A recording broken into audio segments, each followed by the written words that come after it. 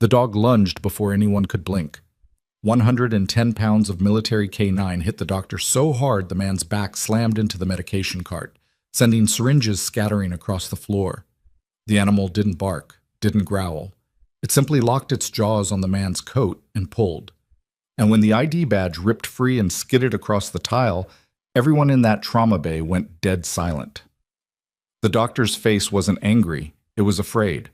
And Emily Vasquez, 29 years old, 18 months into her contract at Iron Ridge Medical Center, a woman 3 senior nurses had once described as the quiet one, the one who just refills IVs, picked up that badge, turned it over once, and felt the blood leave her face. The photo was wrong. The seal was wrong. The man standing in their ER wasn't a doctor at all. If you've made it this far, I need you to do something before this story pulls you any deeper. Drop your city in the comments below. Doesn't matter where you are. I want to see how far this story has traveled. Hit that like button, follow along, and don't you dare leave before part 5, because what happens to Emily by the end of this is something I promise you won't see coming. The blizzard had been building since mid-afternoon. By 6 p.m., the Weather Service out of Juneau had upgraded it to a Category 2 winter event, which in practical terms meant nothing was flying in or out of Vantara, Alaska for the next 36 hours minimum. Highway 9, the only paved road connecting Iron Ridge Medical Center to the rest of civilization, had been closed at the county line since 4. The hospital's satellite phones were running on backup power. The generator in the East Wing had been cycling on and off since Thursday, and maintenance kept filing tickets that nobody from administration seemed to read. It was, in the words of charge nurse Dolores Pack, the worst possible night for anything to go wrong. Something went wrong at 6:47 p.m. The call came over the internal radio, not the public-facing intercom, the staff channel, crackling and urgent, requesting immediate trauma prep for multiple inbound casualties. Military personnel, nature of injuries, classified pending arrival. ETA, 4 minutes. Emily had been restocking the supply room on the second floor when she heard it. She capped the saline bag she was logging, set it on the shelf, and was moving toward the stairwell before the announcement finished. She didn't run. She walked quickly, the way people walk when they've learned that running draws attention, and attention costs time. Trauma Bay 1 was already partially staffed when she arrived. Dr. Marcus Hall, the senior attending on overnight rotation, was pulling on gloves and issuing instructions about blood draws and imaging sequencing. Dolores was repositioning the crash cart. 2 other nurses Emily didn't know well, Renata and a travel nurse named Briggs, were prepping IVs. Emily moved to the secondary station near the wall, checked the defibrillator charge, confirmed the airway kit was complete, and said nothing. Dr. Hall glanced over his shoulder. Vasquez, good. You're on observation tonight. Renata's primary. Understood, Emily said. Renata shot her a quick look. Not unkind, but territorial in the way people get when they've been working a unit for 3 years and someone quieter keeps showing up to their traumas. Emily looked away first. That was a habit she'd built carefully, over time, for reasons that had nothing to do with deference. The ambulance bay doors blew open at 6:51. 4 men came through on 2 stretchers, with 3 more walking under their own power, and behind them, on a short tactical lead held by a man in a cold-weather military jacket, a Belgian Malinois with a tactical vest and alert eyes that were cataloging the room faster than most humans could blink. The dog's name, Emily would learn later, was Kodiak. The men were Navy. She could tell from the cut of the cold weather gear, from the particular way they moved even injured. Compressed, deliberate, the kind of physical economy that doesn't come from a gym. The 2 on stretchers were the critical ones.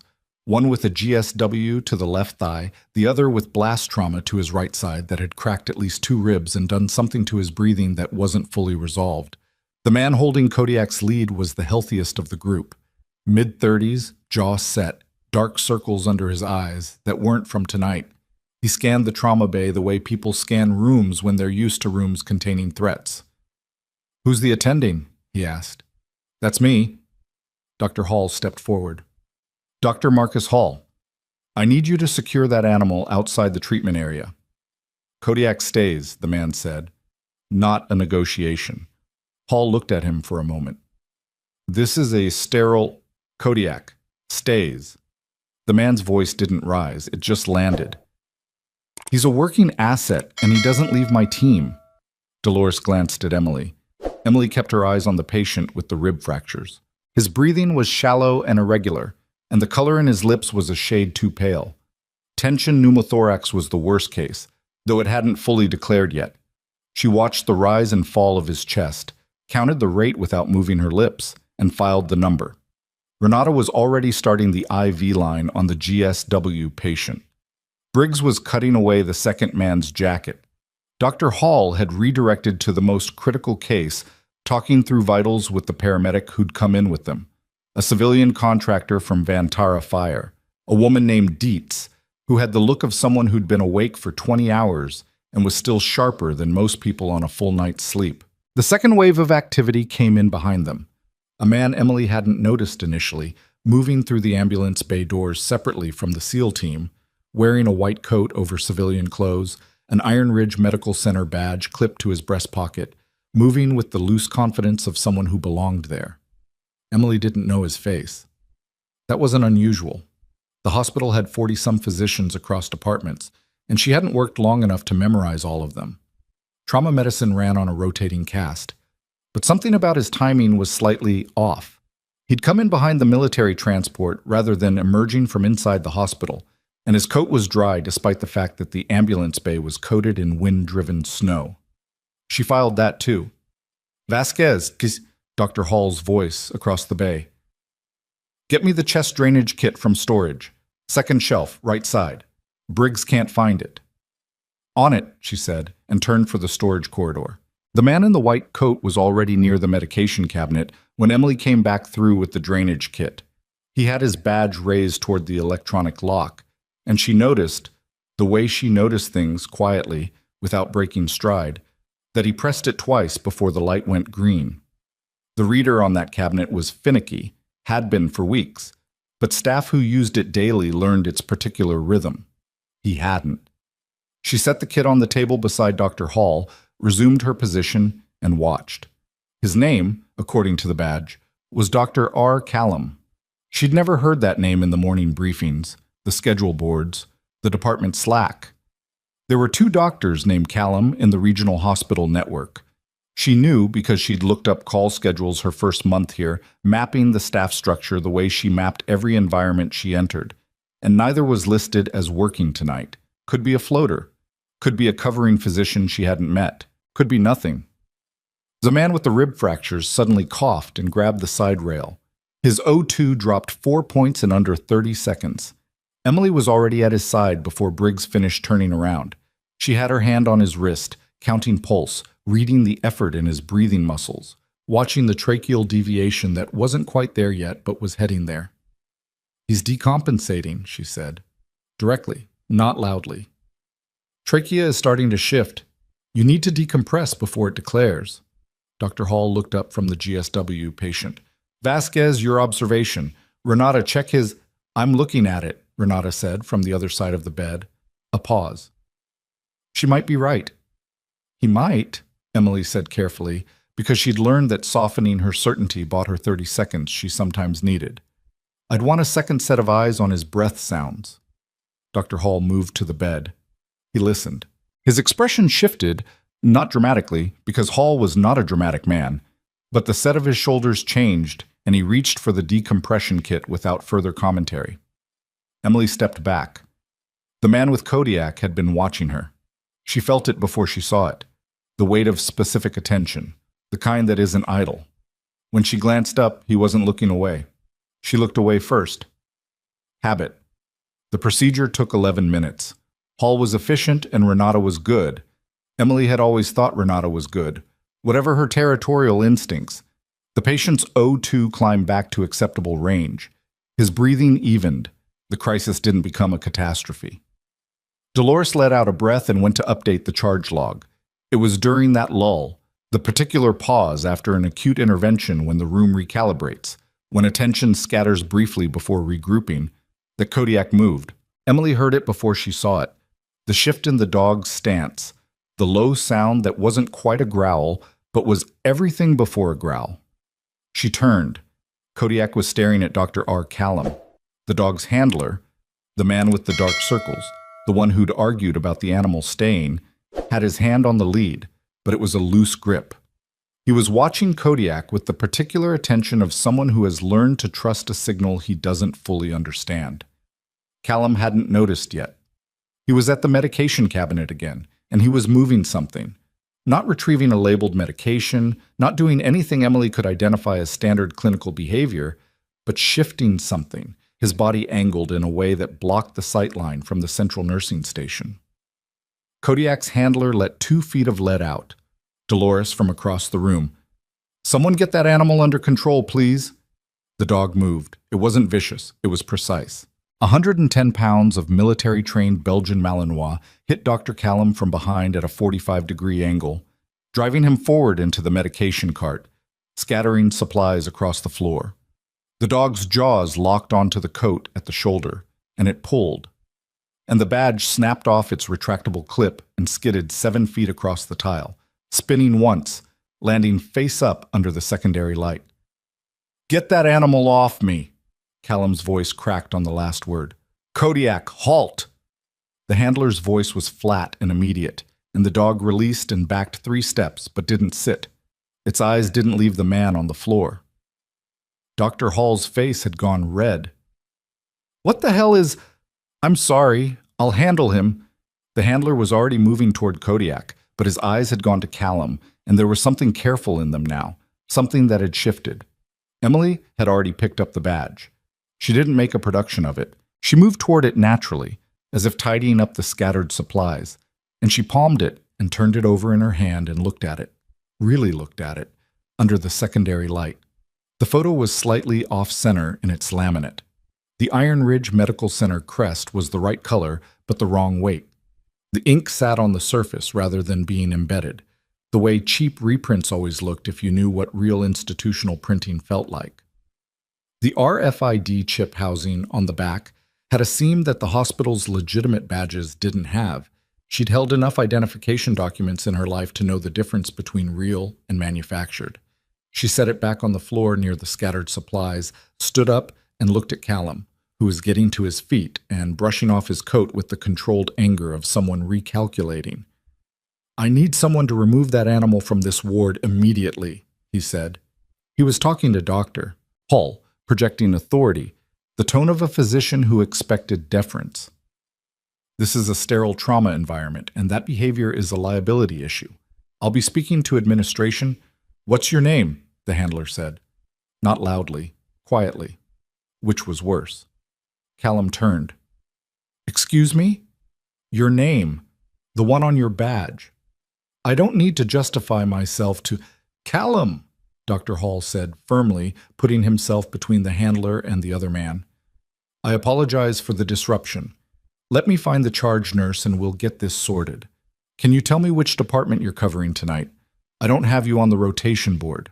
A beat. Too long. "Trauma consult," Callum said. "I was called in from Ridgeback Regional. The storm's been rerouting staff all night." It was plausible. It was the kind of answer that worked in a busy hospital on a bad night, vague enough to require verification, but framed in a way that made asking for that verification feel like bureaucratic obstruction. Emily had heard that particular rhetorical move before, in different contexts, in different languages, from different people. It always sounded the same. She looked at Dolores. Dolores looked back. Her expression said, "I don't know him either." "I'll pull up the Ridgeback roster," Renata said, already moving toward the nursing station. Callum's jaw tightened, barely visible. Emily saw it. Across the room, one of the walking SEAL casualties, a compact man with a bandaged forearm, dark-eyed, the one who'd been quiet since they arrived, had straightened up from where he'd been leaning against the wall. He was looking at Callum too, and the quality of that look was different from everyone else's. Less curious, more recognizing. Callum noticed.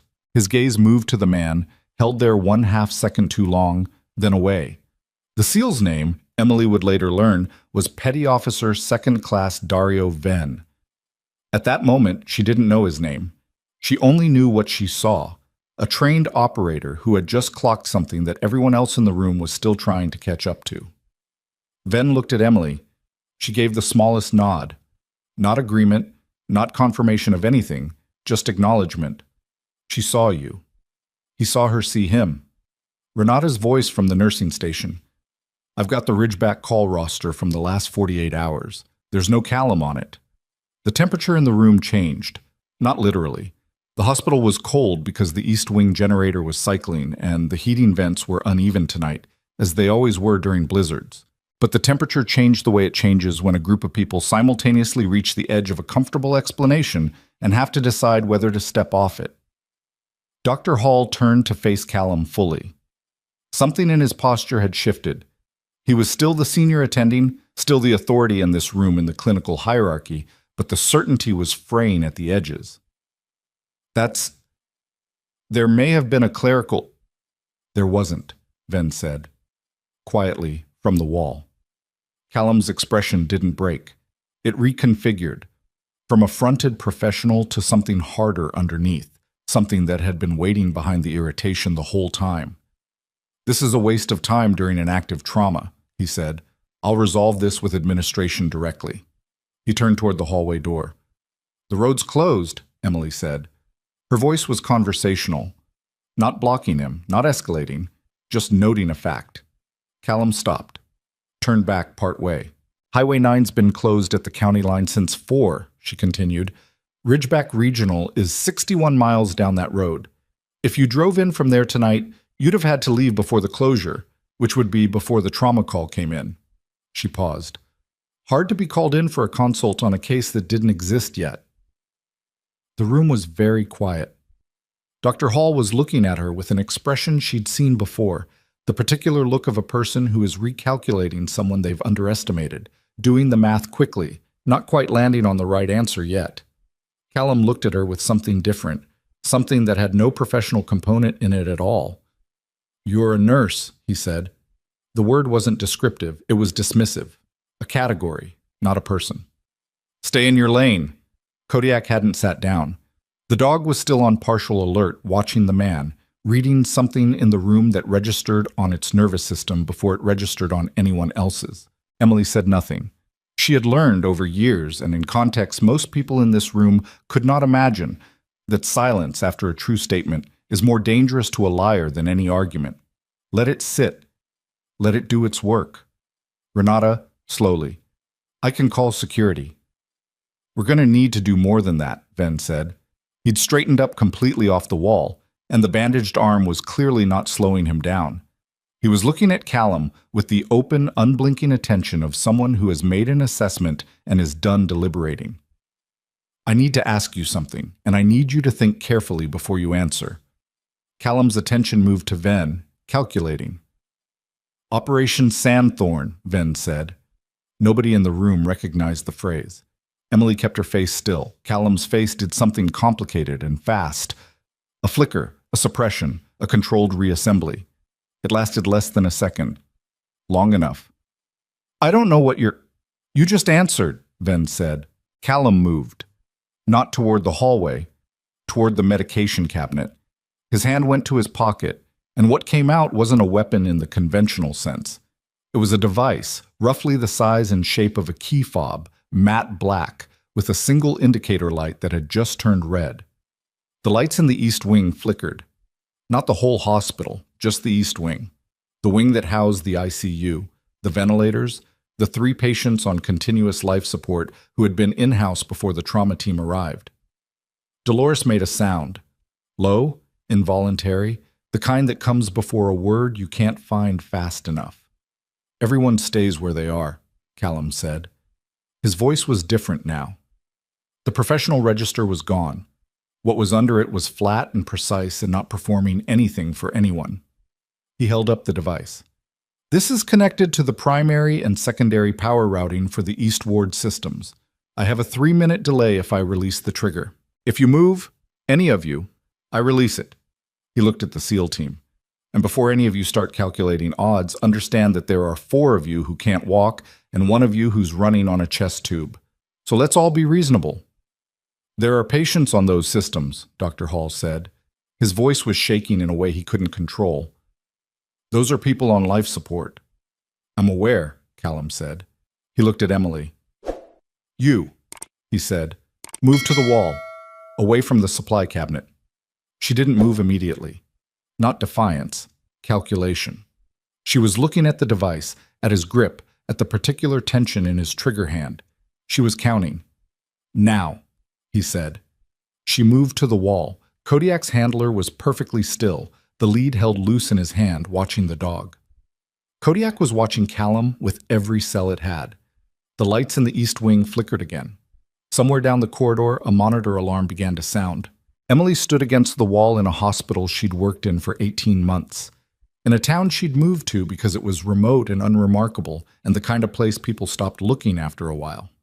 She looked at the man holding a device connected to a ward full of people who had nothing to do with any of this.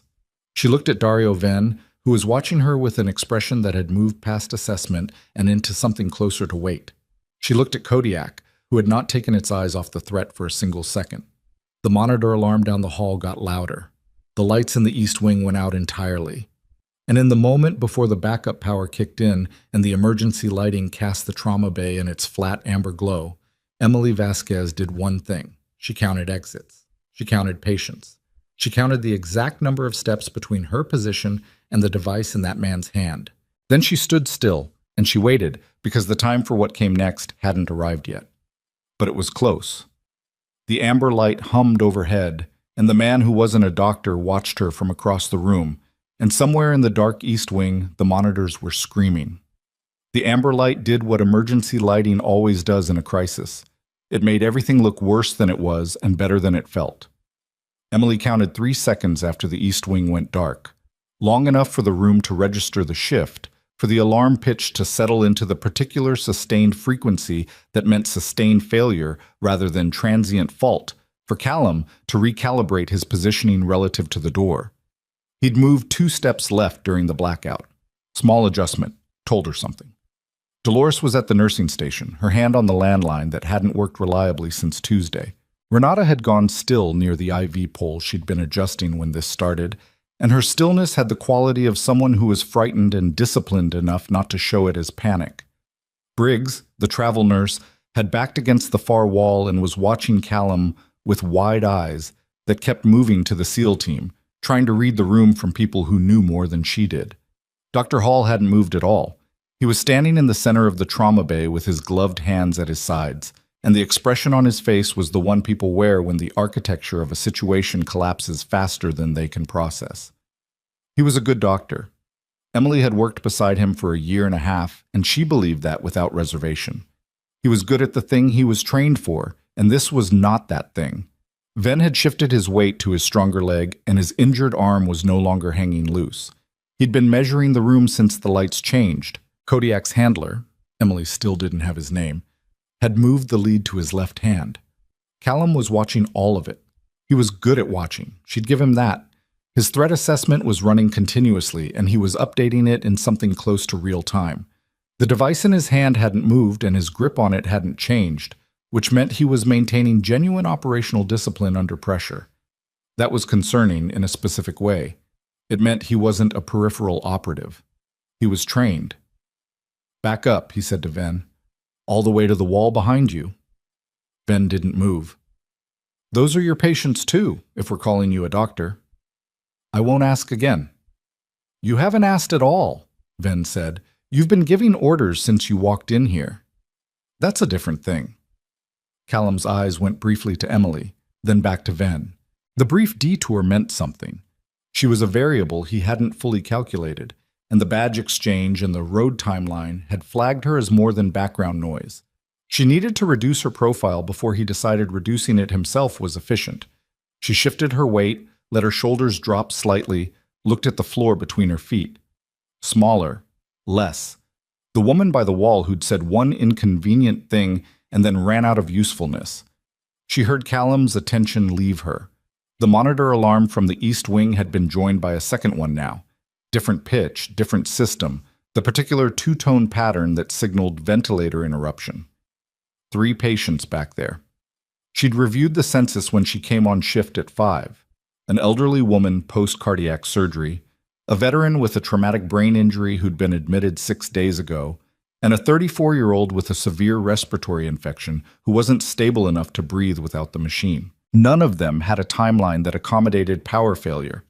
Dolores said very carefully, "Those patients will die."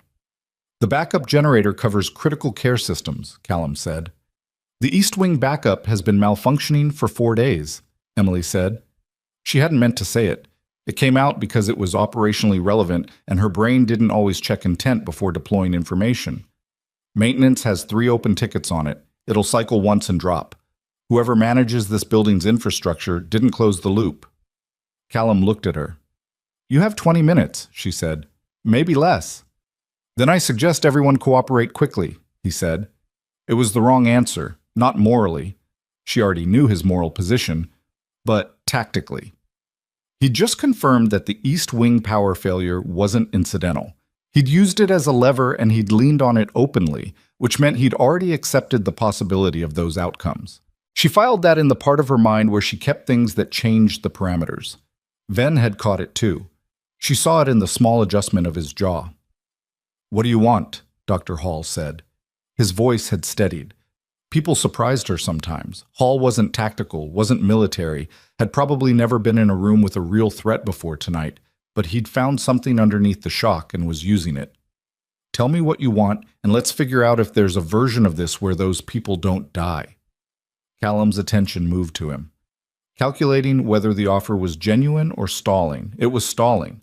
Hall was smart enough for that much. "Information," Callum said. "Specifically, a personnel file, medical records. Things that were buried 5 years ago that I've been commissioned to recover." He paused. "There's one person in this building who knows exactly what I'm talking about." Nobody moved. "I'm not here for the SEAL team," he said. "I'm not here for the patients. I'm not here for any of you. This doesn't have to be a problem for anyone except the one person it concerns." Emily kept her eyes on the floor between her feet. Her breathing was controlled and even, and she was thinking about the supply corridor behind the medication cabinet, the layout of the East Wing relative to the central generator panel, and the fact that Callum's device had a 3-minute delay on release, which meant if he dropped it, there was a window. Not a comfortable window, not a window anyone would choose voluntarily, but a window. "Who?" Paul said. "She knows," Callum said. Long silence. Long enough to be uncomfortable, which was its function. Dolores made a small sound, not accusatory, just startled, and Emily felt the weight of several sets of eyes shift toward her without anyone actually looking directly at her. The way eyes move in a room when a conclusion is being drawn, but nobody wants to be the one to draw it out loud. She lifted her head. "You've been tracking me since the storm coverage changed," she said. Not a question. Callum's posture shifted fractionally. Confirmation. "You weren't here for the SEAL transport. You were already in position when that call came in." She kept her voice level, the tone of someone running through logistics rather than emotions. "The transport was an opportunity to access the building with a cover reason. The blizzard gave you the isolation window." "Smart," Callum said. The word wasn't a compliment. It was a threat assessment being updated in real time. "Not particularly," Emily said. "You left the badge in a place where the dog could reach it. That was a problem." Kodiak's handler looked at his dog. Something passed between them that didn't require words. "So," Callum said, "now that we understand each other, come with me. We handle this somewhere private, and I guarantee every person in this room is still breathing when the storm clears." "You guarantee," Emily said. "I'm a professional." "You're holding a device connected to life support systems in a hospital and using 3 critically ill patients as leverage," Emily said. "That's not a professional guarantee. That's coercion with a timer." Hall was looking at her with the expression again, the one that kept recalculating. Renata had the same look. Briggs had stopped watching the SEALs and was watching Emily. "What file?" Ven said. Callum looked at him sharply. "She said a personnel file," Ven said. "Medical records. Things buried 5 years ago. I'm asking what file because if this is what I think it is, then I've got a problem with the conversation we're about to have. This doesn't involve you, Petty Officer." "You said Operation Sandthorn," Ven said. "That's not something a Ridgeback Regional Trauma Consult should know. So I'm involved whether you want me to be or not." The second alarm from the east wing shifted pitch, a sound that meant a system had switched to secondary power rather than primary. The secondary was the one with 4 days of maintenance tickets on it. It would hold or it wouldn't, and there was no way to know from here. And every minute this conversation continued was a minute the answer to that question was arriving. Emily moved. Not fast, not aggressive.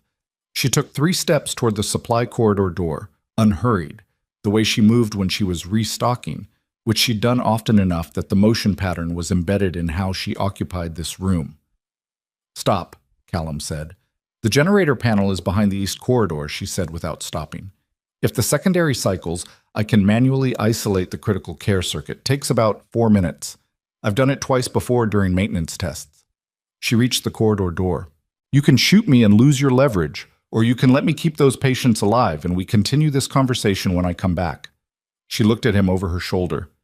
"Or," she said, "you can come with me and watch me do it, and I can't go anywhere because the only exit from that corridor is back through this room." Silence. 3 seconds. "Move slow," he said. She pushed through the corridor door and walked toward the generator panel at exactly the speed of someone who wasn't afraid. The supply corridor connected the trauma bay to the East Wing's mechanical room through a passage that most staff used for linen carts and equipment transfers. The overhead strip lighting was on the hospital's primary circuit, which was still running. The main generator covered central operations, labs, surgical, and the primary nursing floors. The East Wing was the problem, and it was the problem because of maintenance tickets that had been deprioritized 3 weeks in a row because the hospital administrator kept pushing the repair cost into the next budget cycle. Emily knew the generator panel's layout from the first month she'd worked here. She knew it the way she knew every physical layout in every building she'd spent time in. Not obsessively, not anxiously, but completely. It was a habit built in environments where the location of a door, a panel, a stairwell mattered in ways she'd had to learn not to explain to people. Callum was 4 feet behind her, which was closer than she wanted but farther than she'd expected. He'd made a tactical choice, close enough to control her, far enough to maintain field of vision back toward the trauma bay door. Not bad. She adjusted. The mechanical room was small and loud with the cycling of the backup generator, which was doing exactly what she'd predicted, running irregularly, the output indicator light flickering amber instead of holding steady green. The power routing board was on the right wall, clearly labeled because the hospital had installed it when they upgraded the ICU systems 2 years ago, and the contractor had done good work on the labeling even if the underlying maintenance culture had let the hardware deteriorate. She found the critical care circuit breaker and the manual isolation switch above it. Located the stabilization override, which was a less used function, the one that pushed available power preferentially to life-critical systems by shedding the lower priority draws on the same circuit. "What are you doing?" Callum said. Not a question. Monitoring. "Isolating the ventilator circuit from the other east wing draws," she said. "The secondary generator is struggling because it's powering the whole wing. If I shed the non-critical loads, it stabilizes what's left." She moved the first switch. The rooms will go dark. The hallway lights will go dark. The ventilators stay on. The generator sound changed, a slight reduction in the laboring quality, the indicator light shifting from flickering amber toward a steadier state. "How long have you worked here?" he said. 18 months. "How long before you worked here?" She kept her hands on the panel. "That's the question you came here to answer." "I already know the answer," Callum said. "I have the file, or most of it. The parts that weren't sealed under a classification level that requires a flag officer's authorization to access. I need the parts that were sealed." He paused. "And I need to know where the evidence is." "What evidence?" "Don't," he said. "We're past that." The generator stabilized. Not perfectly. There was still a roughness to its cycle that told her it was running on borrowed time, but the ventilator circuit light on the board went steady green, and the alarm tone from the east wing dropped to a single sustained note and then stopped. The silence after an alarm is a particular kind of quiet, heavy, like a room catching its breath. "The people who commissioned you," Emily said. She was still facing the board. "They told you what they needed from me." "They told me what they needed," he said. "You're the means of getting it. They told you I'd be compliant." A pause. They told me the situation would produce compliance. She turned around. He was 4 feet away, the device still in his hand, his expression doing the particular thing that faces do when someone is both confident and working to stay that way. "You've been in the field," she said, "not your field." "No," she agreed, "but enough to know that compliance under duress is unreliable. Whatever I tell you in this room, you can't verify, and I can retract it before you get 20 miles from this building, so what they actually sent you for isn't information." She watched his face. "They sent you to remove me." Callum didn't answer, which was its own answer. She looked at the device. "Is that connected to anything else? Or was the East Wing the only play?" "Why would I tell you that?" "Because the East Wing patients are stable now, which means your leverage shifted. And the people in the trauma bay are SEAL team personnel, one of whom just demonstrated he has specific knowledge of a classified operation connected to whatever file you're looking for, which means your extraction window just got significantly more complicated than your briefing suggested." Something moved behind his eyes. Not doubt, recalculation. "My extraction window is fine," he said. "The road is closed," she said. "The airport has been non-operational since the weather escalation. Whatever transport you arranged is either stuck at the county line or it's—" She stopped. She stopped because she heard something. Not from inside the hospital. From outside, cutting through the wind noise that had been the constant background since the storm peaked. A sound that didn't belong to a blizzard, and didn't belong to the mechanical room, and didn't belong to anything that should be in the sky over Vantara, Alaska at 7:30 on a night when nothing was flying. Rotors. Not one aircraft, more than one. The particular overlapping frequency of multiple helicopters in formation, flying low enough to be audible through reinforced walls and storm noise. Callum heard it too. She watched him hear it. His hand tightened on the device. "That's your extraction," Emily said quietly. But his face said something different. His face said that wasn't his extraction at all. Back in the trauma bay, the shift had happened in the 3 minutes Emily and Callum had been gone. Ven had moved to the other side of the bed nearest the door while the room's attention was on the corridor. The SEAL team's 2 walking wounded members had redistributed their positions in the room in a way that wasn't accidental. One near the crash cart, one near the hallway access. The man with the GSW had a hand under the blanket covering his legs in a way that hadn't been there before Emily left. She noticed all of it in the 2 seconds it took her to walk back through the corridor door. Callum noticed most of it. He'd stopped in the doorway. "Nobody moved," Ven said pleasantly. "Everybody moved," Callum said. "We're injured patients. We shift around." The rotors were louder now, close enough that everyone in the room could hear them, close enough that the amber emergency lighting seemed to vibrate slightly against the frequency. Dolores was on the landline. Her back was half turned, but Emily could see her mouth moving and the particular stillness of someone who has reached a live line and is choosing every word with precision. Callum registered Dolores. His jaw set. "Put it down, he said. Dolores turned.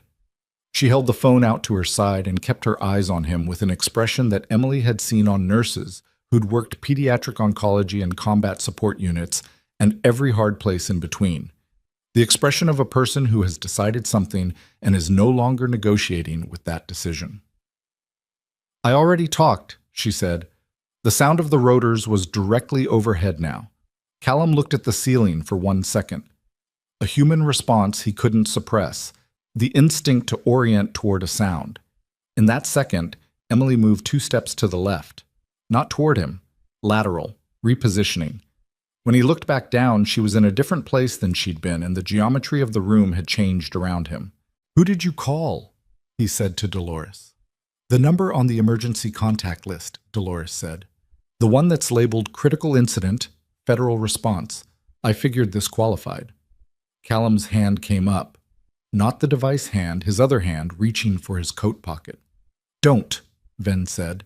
Everybody in the room understood what that word meant coming from that man at that moment. And in the fraction of a second where the situation teetered on its hinge, Kodiak made the decision for all of them. The dog didn't wait for a command. It didn't wait for a signal. Its handler had let the lead go slack. Deliberately, Emily understood only later, because the man had been positioning for exactly this. and Kodiak crossed the 12 feet between its position and Callum in under 2 seconds. 60 miles an hour of focused animal intention, and it took the arm, the right arm, the device hand. Callum went down hard, and the device skittered across the tile. Emily was already moving before it stopped sliding. She covered the distance in 4 steps, dropped to one knee, picked it up, confirmed the indicator light was still red, active, armed, and held the trigger steady. The way she held it said she'd held things like this before. Not this specific device, but things with a trigger and a consequence and a 3-minute window on the back end of a mistake. Callum was on the floor with Kodiak on his arm and Ven standing over him, and whatever he'd been reaching for in his coat pocket was now in Ven's hand. The room was very still. Then the south ambulance doors blew open. Not the automatic slide, the emergency manual release, the lever that bypassed the electronic lock, and cold air and snow came in ahead of 4 people in tactical gear, weapons up, moving in the practiced spread of people who had trained for exactly this entry, calling clear into corners, reading the room in segments. A 5th person came in behind them. Civilian cold weather gear, no weapon visible, a federal credentials wallet already open in one hand. The woman was somewhere in her mid-40s, compact gray starting at her temples, the particular economy of movement of someone who has been in too many rooms like this to waste energy on anything unnecessary. She looked at the room. She looked at Callum on the floor. She looked at the device in Emily's hand. Then she looked at Emily for a moment that lasted approximately 1 second and contained a great deal more information than that. "Vasquez," she said. "Ma'am," Emily said. It was the wrong thing to say, or the right thing. She never fully decided. She hadn't used that word in 18 months, had carefully and consistently replaced it with the civilian vocabulary of a nurse at a regional hospital in a town that didn't ask questions. And it came out in front of Hall and Renata and Dolores and the entire assembled room without her permission. Dolores was staring at her. Hall's expression had stopped recalculating and arrived somewhere new entirely. The woman with the federal credentials looked at the device. "Is it live?" "Yes," Emily said. "East Wing Critical Care Circuit. I've isolated the ventilators, but the override is manual. If the trigger releases, we've got 3 minutes before it reroutes." "Can you disarm it?" Emily looked at the device. She turned it over once, read the casing. Not military standard, custom manufacture, but based on a configuration she'd seen used by a specific subset of contractors operating in a specific theater, using components sourced through a supply chain that connected to 3 countries and 2 shell companies. "Give me 4 minutes," she said.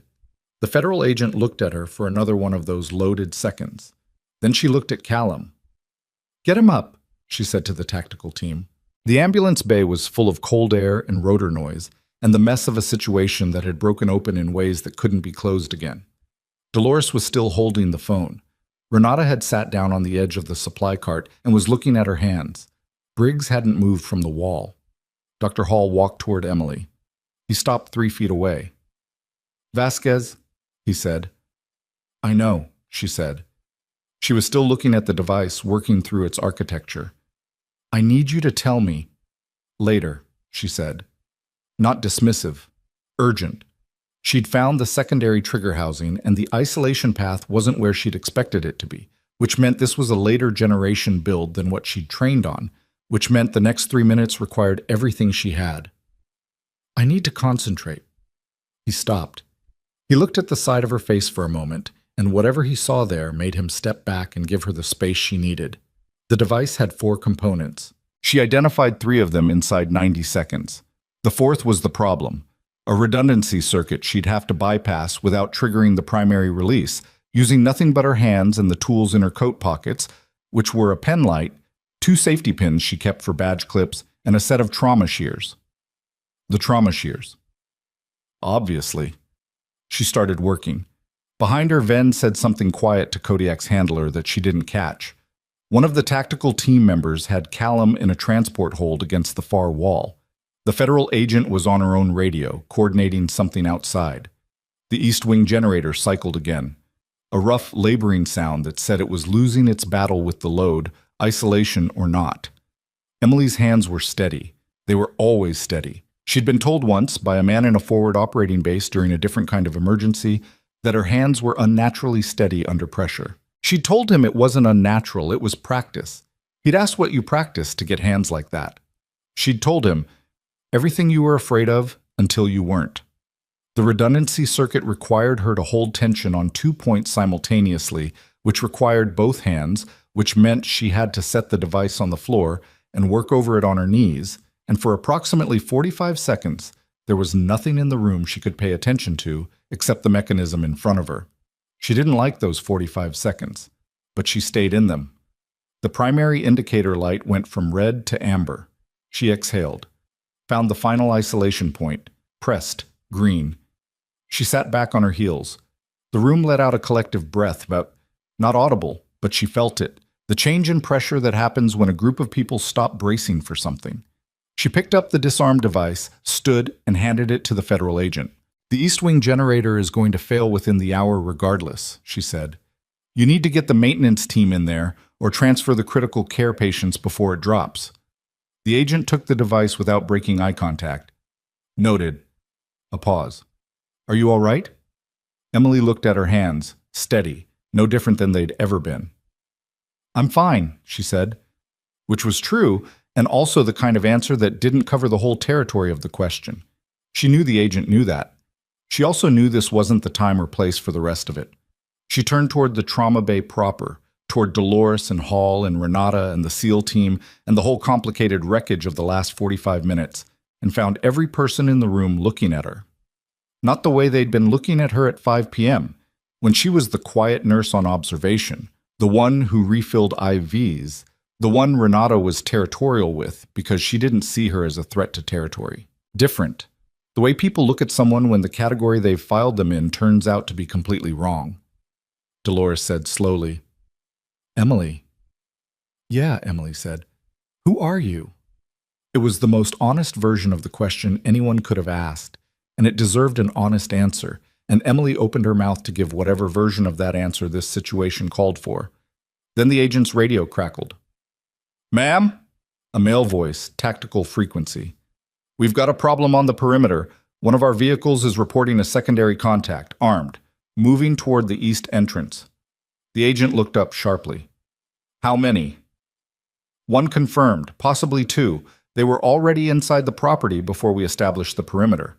Emily closed her mouth. The federal agent looked at her. The look of someone recalculating a situation that had just added a dimension nobody had accounted for. Callum wasn't working alone, Emily said. Not a question. The agent said nothing for 1 second. How many exits does this building have, she said, and her voice had changed from the careful, measured tone of a federal officer managing a resolved situation to something flatter and more immediate, and everyone in the room understood simultaneously that the situation was not resolved. Emily looked at the east entrance corridor, 20 feet of hallway, one door with a mechanical lock that had been unreliable since autumn. No camera coverage since the system had been knocked out by the power fluctuations. She looked at Ven. He was already watching the corridor. Kodiak had turned to face the east entrance before any of them, ears forward, every sensor it possessed oriented toward the door. The dog hadn't been wrong yet. The east entrance door had a 9-second delay on its manual lock, a quirk Emily knew because she'd used that entrance for 18 months of early shifts, and the delay was long enough to be annoying and short enough that maintenance had never prioritized fixing it. 9 seconds. She said it out loud, not loudly, just factually. East entrance has a 9-second manual delay. Mechanical override is on the inside panel, left of the frame. Anyone coming through that door has to know it's there, or they're standing in the gap, waiting. The federal agent, her name was Solis, Emily had caught it on the credentials wallet, was already moving her tactical team toward the corridor. 2 of the 4 peeled off toward the east wing access, weapons drawn, moving in the compressed efficient stride of people who had done building clearance enough times for it to be physical memory rather than conscious action. Ven had moved to the GSW patient's bed and was doing something under the blanket that Emily understood and chose not to comment on. Staff, sus, Solis said, sharp and direct. Everyone not medical. Corridor now. Nurses, stay with your patients. Briggs went. 2 of the hospital's auxiliary staff who'd been frozen near the supply room went with her. Dr. Hall didn't move. Hall, Emily said. I'm staying, he said. Then stay out of the sight lines from that doorway. She pointed to the alcove behind the crash cart. There. You can see both patients, and you're not an angle problem. He looked at her for a half second, then moved to the alcove. She'd stopped being surprised by the moment when people shifted their deference, when the category collapsed, and whatever was under it took over. It happened the same way every time. A threshold and then a different kind of listening. Renata was already beside the ventilated seal, checking his chest tube output, her hands moving on autopilot while her eyes tracked the east corridor door. She was frightened. Emily could see it in the set of her jaw, but she wasn't leaving her patient. Emily had been wrong about Renata in small ways, and she acknowledged it silently and moved on. Dolores was behind the nursing station counter, which was solid hardwood construction from a 1990s renovation, and she had the landline in her hand again and was talking quietly and continuously into it. Good. Keep the line open. Keep the information flowing outward to whatever coordination point Solis's team was using. Kodiak had gone to a low alert stance, body dropped, weight forward, eyes fixed on the east corridor. Not the frantic energy of an animal reacting to noise. The focused, still attention of a working animal that has identified a specific target and is waiting for permission or necessity. His handler, the man with the dark circles whose name Emily finally heard when Solis addressed him, Warrant Officer Gage Tully, had repositioned to a point where he could release the lead in either direction, depending on what came through the door. 12 seconds of near silence. The blizzard outside filled the gap with wind noise and the intermittent protest of the East Wing generator, which was running rough but running. Then the East Corridor door opened. It opened wrong, not the full swing of someone entering with confidence, but a partial push, the kind of entry that keeps the body behind the frame while the sight line clears. Someone who had done this before. The tactical team in the corridor called challenge, clear, sharp, by the book, and the door closed again. Then something came through the East Corridor ceiling, not a person. A device, small, cylindrical, trailing a thin wire, dropped through a ventilation access panel that someone had already partially unsecured, probably during the window when the trauma bay had been focused entirely on Callum and the East Wing power failure. It hit the floor near the secondary nursing station and discharged a white chemical fog that expanded fast and low, knee-height immediately, waist height within 4 seconds. CS gas. Not military grade. The particle density was wrong for the standard formulation. Too thin, the eye irritation immediate but not incapacitating. Modified. Enough to drive people out of a space but not enough to put them down. People were moving before the identification was complete. Staff toward the corridor, away from the cloud, the instinctive retreat from a chemical threat. Hall put his coat over his face. Renata was already pushing the ventilated patient's bed toward the hallway door, one hand on the portable vent that had been standing by for exactly this kind of patient transport. Vasquez! Solis's voice from somewhere in the fog. East exit. The patients. My team has the patients. You need to move. Emily understood what that meant. She was the asset. She was what the secondary contact was here for, same as Callum, and keeping her in a room with compromised air and limited sight lines was a worse problem than moving her. She moved toward the south ambulance bay, opposite direction from the east entrance, pulling her collar up over her mouth, staying low where the fog was thinnest. The chemical bite was already in her eyes, the specific sting that made the world swim at the edges, manageable but not ignorable. Tully was behind her with Kodiak. The dog wasn't bothered by the fog. The olfactory function that made it useful in any environment meant it was operating on inputs the gas didn't touch. The south ambulance bay was cold and clear and full of the sound of the blizzard hitting the metal doors. 2 of Solis's tactical team were already there, the ones who hadn't gone to the east corridor, and one of them pointed Emily toward a position behind the parked ambulance that gave cover from 3 angles. She crouched behind the wheel well. Tully and Kodiak were beside her. Tully's hand was on the dog's collar rather than the lead, the light hold of someone who might need to release fast. How many did your team confirm? Emily said. 2 outside. 1 came in through the vent access. Tully's voice was level. The one outside is still out there. The perimeter?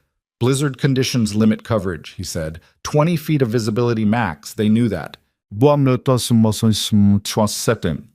They'd known it because someone had planned this with knowledge of the storm timeline, the hospital layout, the perimeter limitations of an emergency response in Arctic weather. This wasn't improvisation. The Callum entry was the primary and the secondary contact was the contingency. If Callum was neutralized, the secondary came in differently, used the chaos of a federal response as cover, moved while everyone was oriented toward the resolved threat. It was a good plan. It had almost worked twice. Inside, she could hear movement, controlled, the tactical team clearing the gas-affected space. Someone was coughing. A monitor alarm had started again, different wing, probably triggered by the patient transport disruption. Then a sound she placed before she consciously identified it. The South Ambulance bay door, the personnel access panel on the right side, the one that required a staff badge or a manual code. The light on the panel went green. The code.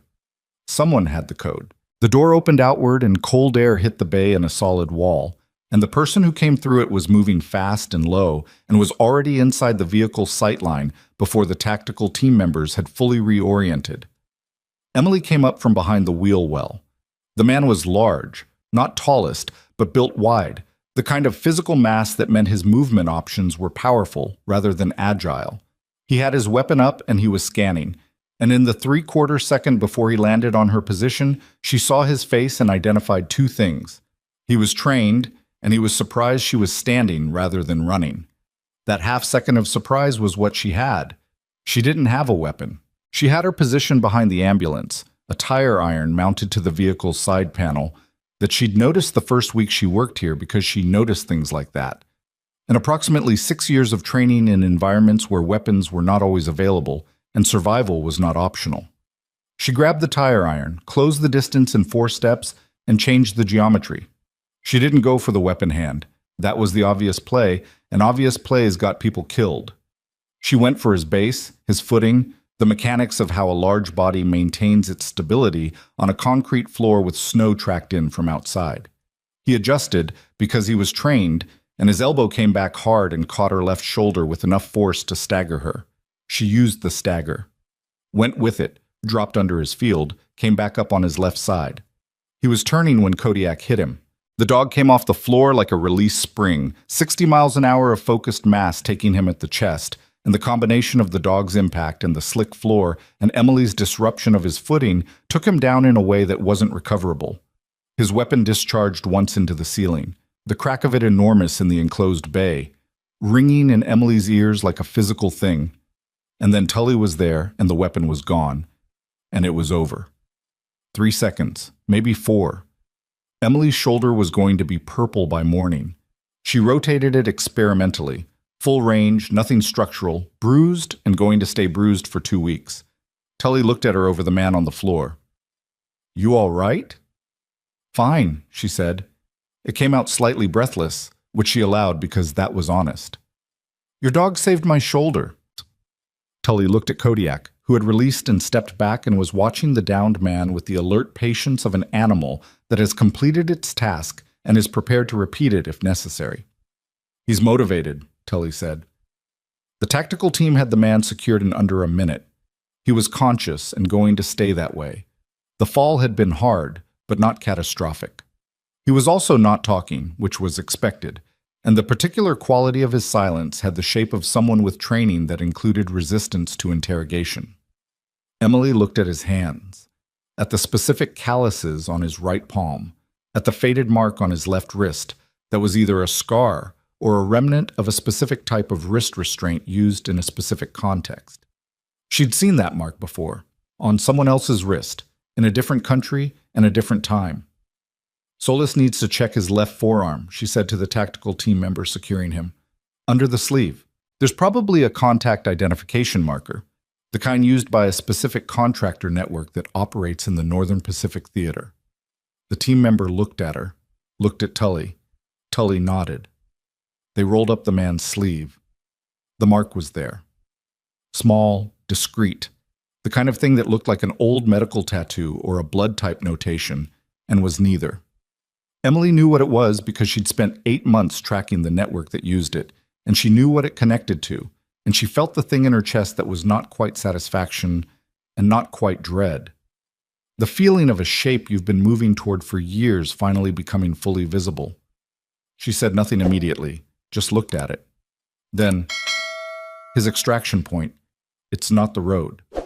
Solis had appeared in the ambulance bay doorway.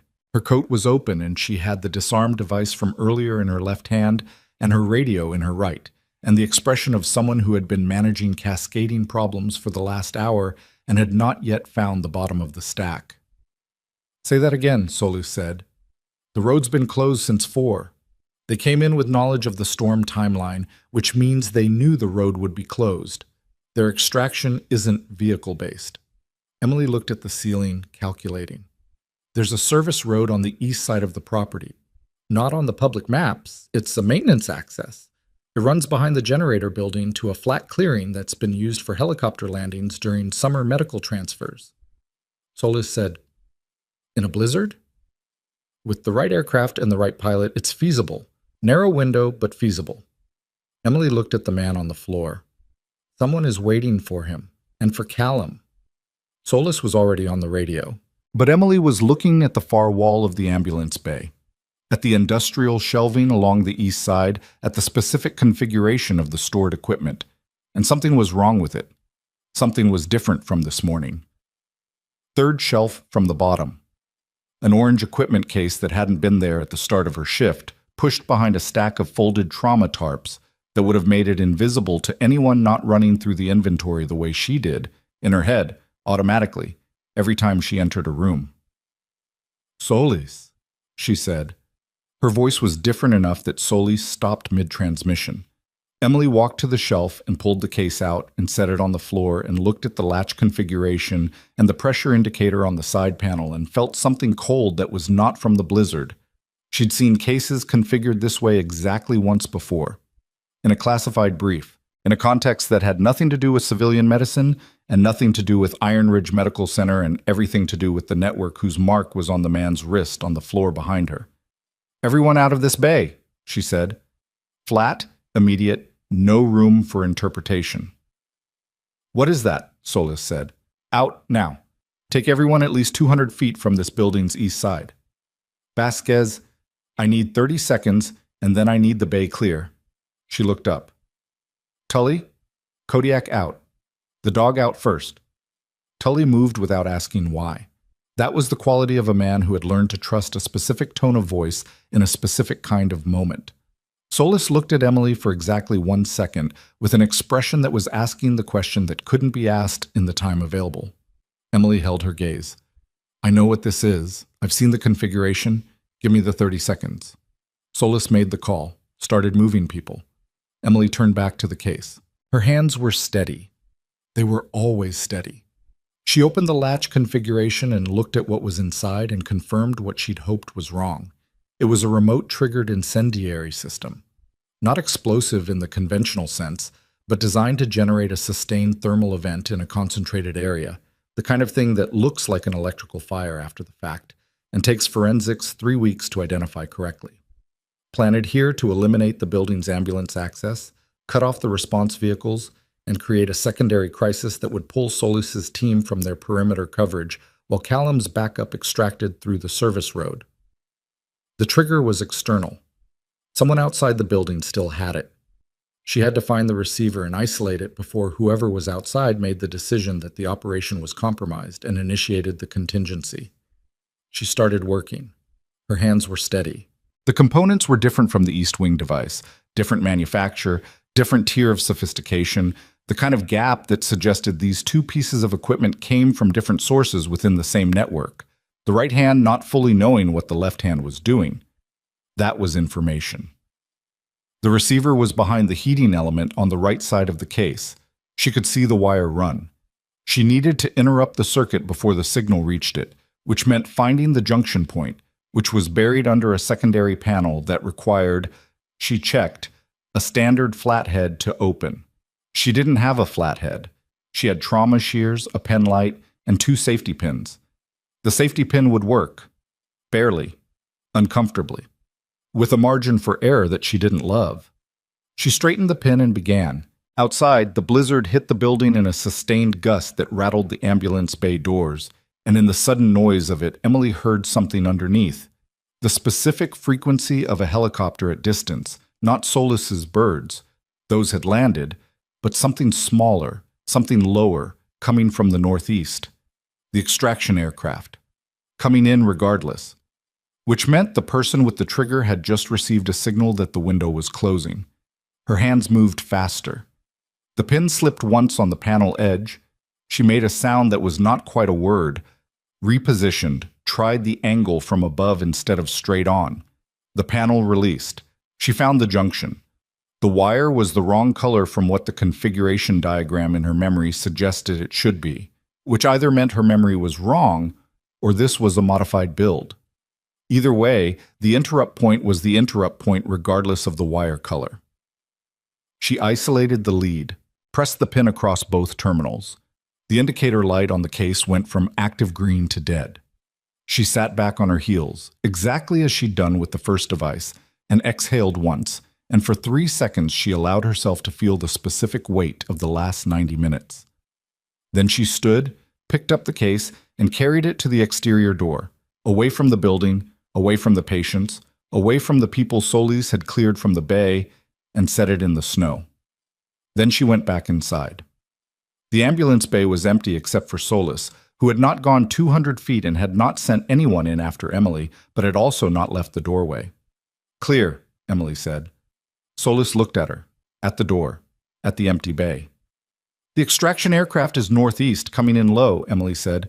"If your pilots can establish intercept, you've got maybe 4 minutes before it's in the service road clearing." Solis got on the radio. Her voice was controlled and her instructions were precise, and she was good at this. Emily could see it, had been seeing it all night. But there was a current under the professional surface that was reading Emily in a way that had shifted since the first moment in the trauma bay.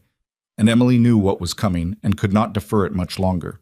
Tully appeared in the exterior door, Kodiak beside him, snow on the dog's vest, having circled the building rather than leaving. "Aircraft is inbound," Tully said. "Military intercept is on it." "Good," Solis said. She clicked off the radio. She looked at Emily. "We've been looking for you." Emily said nothing. "Not the way he was looking for you," Solis said, nodding toward the direction where Callum was presumably in tactical custody. "Different reason." She paused. "Different department."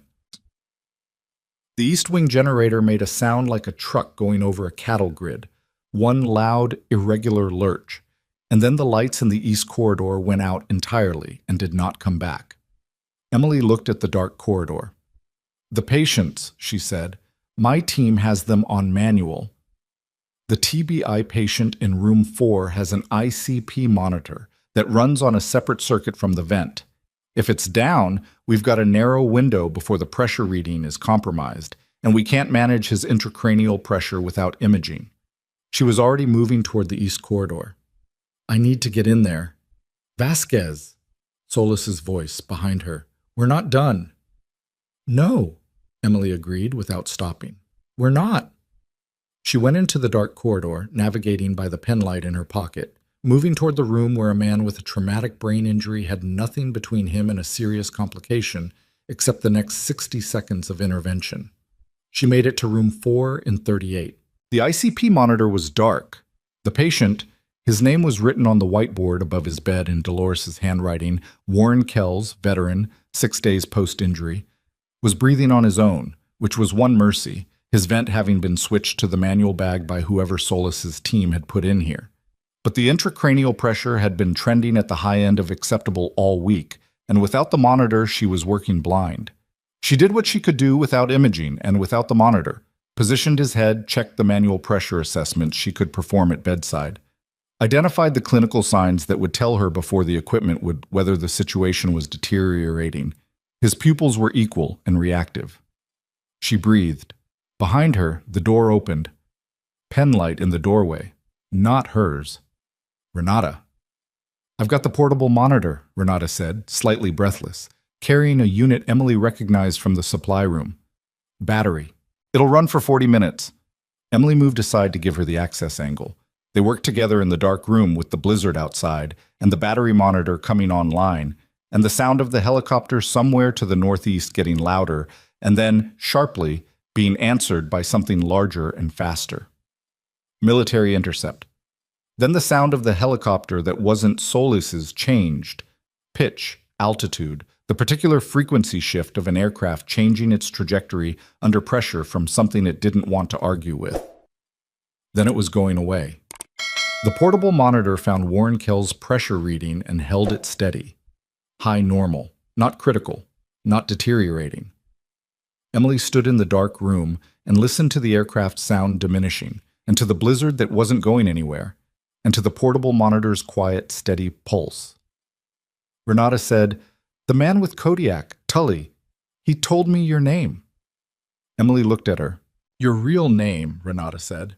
"Or, I don't know, he said the name on your file, not the one we use." A pause. He said there was more to it than that." Emily said nothing for a moment. "There is," she said finally. "Are you going to tell me?" Before Emily could answer, the corridor light flickered. Not full power. Emergency backup from a different circuit, partial, enough to make the hallway visible in the dim orange-gray of minimal wattage. And in that thin, insufficient light, standing in the doorway of Warren Kell's room, was a man Emily had not seen come in from the ambulance bay. Not Tully, not Solis, not any member of the tactical team she'd tracked all evening. He was large, calm, in cold-weather civilian gear with no visible credentials and no visible weapon. And he looked at Emily with the specific expression of a person who has been looking for someone for a very long time and has just found them. And his first words were not a threat. They were, "We need to talk about what happened 5 years ago. Because the people who buried your file, they're not all in custody." The monitor beeped. Renata had gone very still. Emily looked at the man in the doorway and felt the particular quality of a situation reaching its hinge point, the moment before everything either breaks open or closes down, and understood that whatever came next was going to determine not just tonight, but everything after it. "Who sent you?" she said. He reached into his coat. His hand came out of the coat holding a credentials wallet. Not a weapon. A federal identification card in a leather holder, the kind that folds once and opens to show a photograph and an agency seal and a name printed in the particular font that government ID printers use, which is slightly different from every commercial font in a way that's hard to articulate but immediately recognizable. Emily read it in 2 seconds. Defense Intelligence Agency. The name on the card was Reyes, Marcus T. The photograph matched the face in the doorway closely enough to be real, and not so perfectly that it looked manufactured. There was a small scar above the right eyebrow in person that the photo had caught at a bad angle and mostly missed. She'd learned to read credentials fast, and she'd learned to look for the things cameras miss. "Solis know you're here?" she said. "Solis is running an FBI operation," Reyes said. "This is a different lane. 2 federal agencies in 1 hospital on 1 night. You're a popular person," he said. Not lightly, factually. Renata had not moved from her position beside the portable monitor. She was watching this exchange with the focused stillness of someone who understood that what was happening in this room was above her clearance and below her ability to walk away from. "Warren Kell's," Emily said. Not asking, reminding herself. The patient in the bed between her and the man in the doorway. She looked at the monitor reading, pressure holding, pupils equal when she'd last checked 40 seconds ago. The immediate clinical crisis was managed, which meant she had a window, which meant she had no legitimate reason to delay this conversation. She stepped around the bed toward the doorway. "Not here," she said, and she didn't mean in this room. She meant in front of Renata. In front of a patient who was conscious enough to process voices even if he couldn't respond, in the dark corridor of a hospital that was still running on partial power with 3 patients in compromised conditions and a federal response team that hadn't fully secured the property. Reyes moved aside to let her pass. She looked back at Renata. "His pressure starts trending above 22. You find me immediately." "Okay," Renata said. A pause. Emily stopped. "Whatever it is," Renata said, and didn't finish the sentence, and didn't need to. Emily held her gaze for a moment. Then she went into the corridor. The East Wing hallway was dim and cold, with the particular cold of a space that's lost its heating circuit. Not dangerous yet, not in the next hour, but persistent and getting worse. The emergency lighting cast everything in amber and shadow, which meant people's faces were half-readable at best. Emily positioned herself so the light hit Reyes more than it hit her. Old habit. "The people who buried your file," Reyes said, continuing from where he'd been when she cut him off. "You know who they are." "I know some of them," she said. "What if I told you that 2 of them hold current federal appointments?" Emily looked at him. "I'd say that's been true since the year after the operation, and it didn't change anything then. It's different now. Callum's capture tonight, and more importantly, who commissioned him, creates a paper trail that didn't exist before. The network has been operating under the assumption that your information died with your cover. Tonight changed that assumption." He paused. "Which makes this the first time in 5 years there's been a genuine window." She understood what he was saying. She'd understood it since Callum had said the people who commissioned me and declined to elaborate. She'd been running the thread since then, following it backward to its source the way she always ran threads, methodically, without the luxury of hope coloring the analysis. "What do you need from me?" she said. "A formal statement. On record, under DIA protection. What you witnessed during Operation Sandthorn, what you recovered, and where the secondary evidence cache is located." The last part landed in the hallway and stayed there. Emily kept her face exactly where it was. "Who told you there was a secondary cache?" "The same person who told us where you were," Reyes said. "Which is why I need you to understand that this conversation has a limited shelf life. The people who sent Callum don't know the operation failed yet. That window is closing, and when it closes, the chance to move on the federal appointments closes with it." From the south end of the building, she could hear Solis's team moving through clearing procedures, the systematic, unhurried sounds of a response winding down and a scene being secured. Callum would be in transport custody within the hour. The 2 secondary contacts were already down. The aircraft had been turned by military intercept and was gone. What Solis's operation had managed tonight was real and significant, and also, Emily understood, the visible surface of something much larger and older. "You said 2 federal appointments," she said, "Deputy Director of the National Infrastructure Security Board and a Senior Appointments Officer within the Military Contracting Oversight Division." He let that settle. "Both of them were on the authorization chain for the operation that you exposed. Both of them survived the fallout because your evidence file was sealed before it reached the investigative stage." Emily looked at the floor for a moment. Not thinking, she'd already thought this through 100 times in quieter years, but letting the shape of it be visible in the open rather than just inside her own head. "If I give you a formal statement," she said, "my location is on record. My cover is finished regardless of outcome." "Your cover is already finished," Reyes said.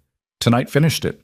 Solis's operation has your name and your face and your real service record on federal documentation as of 2 hours ago." There it was, the thing that had been arriving since Kodiak tore the badge off a fake doctor's coat and sent it skidding across the floor.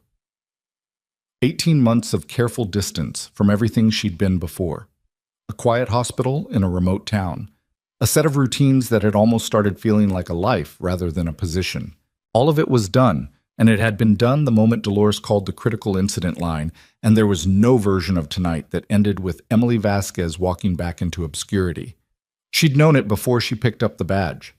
Some part of her had known it the moment Kodiak moved and the room changed. She'd run the decision in real time and made it anyway, which meant she'd already chosen this, even without naming it.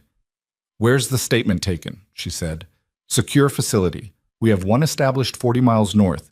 It's been operational for 6 weeks. It's connected to this investigation. You're already listed as a potential witness." He paused, "which tells you we've been building this for a while." "Tonight wasn't random," she said. "No," Reyes said. "We've known the network was going to move on you. We didn't know when or in what configuration. We were tracking 3 potential access points, and this was number 2. He had the decency to hold her gaze when he said it. "We couldn't warn you without burning our own coverage. I'm sorry for that." She evaluated the apology. It was real, she thought. Not performed, not bureaucratic. He'd been in the field long enough to know what it cost to be the person who couldn't give the warning. The secondary cache, she said. What do you actually know about it? Location, not contents. Who told you the location? Someone who was also at Sandthorn, Reyes said. Someone who's been waiting for the same window you've been waiting for. Emily went still. There were 6 people who'd been at Sandthorn who knew about the secondary cache. 2 of them were dead. One was the person whose compromised position had made the original file sealing necessary. One was Reyes's source, apparently. That left one possibility she hadn't accounted for, and it sat in her chest with the specific weight of something she'd filed as resolved years ago and apparently hadn't been. She was about to ask when Solis appeared at the south end of the corridor. The FBI agent walked toward them, with her eyes moving between Emily and Reyes in the particular way of someone who has just calculated an overlap she wasn't told about and is deciding how to manage it. Reyes, Solis said, not warmly. Solis, he said, same temperature. You want to tell me what you're doing in my scene? Your scene handled the field operation, Reyes said. I'm handling the upstream consequence. The upstream consequence is being coordinated through the upstream consequence, Reyes said, involves 2 individuals currently holding federal appointments who would be notified through your coordination channel before the first warrant was drafted. So no, it's not going through that channel. Solis looked at him for a long moment, then at Emily. Is he right? She said. About the appointments, Emily said. Yes. About the channel risk? I don't know your structure well enough to confirm or deny, but I know the 2 names he's referring to, and if either of them has any visibility into your reporting chain, then yes. Solis's jaw tightened. It was a small movement, and it meant a great deal. The particular frustration of a good agent realizing that the operation she'd run successfully tonight was the bottom layer of something she hadn't been read into. Names, she said. Reyes looked at Emily. Emily said them. Both of them. Full names, titles, the specific division each of them controlled. She said them in the flat, even tone of someone reading from a document they've had memorized for 5 years, and she watched Solis's face process the information and saw the moment it landed. Because Solis knew one of those names. Emily saw it. The specific kind of recognition that goes deeper than hearing a title. The recognition of someone you've reported to or worked alongside or trusted in the context of your own work. Solis was quiet for 4 seconds. Give me the room, she said to Reyes. He looked at Emily. Emily nodded once. He moved down the corridor. Solis waited until he was out of earshot, which took longer in a dark corridor than in a well-lit one because sound travels differently. How long have you known? Solis said. Since Sandthorn, Emily said. How long have you known the name I just said? I didn't know, Solis said. Not this. I've worked adjacent to that office for 3 years. I've had 4 direct briefings. She stopped. If what you're saying is accurate, it's documented, Emily said. That's what the secondary cache is.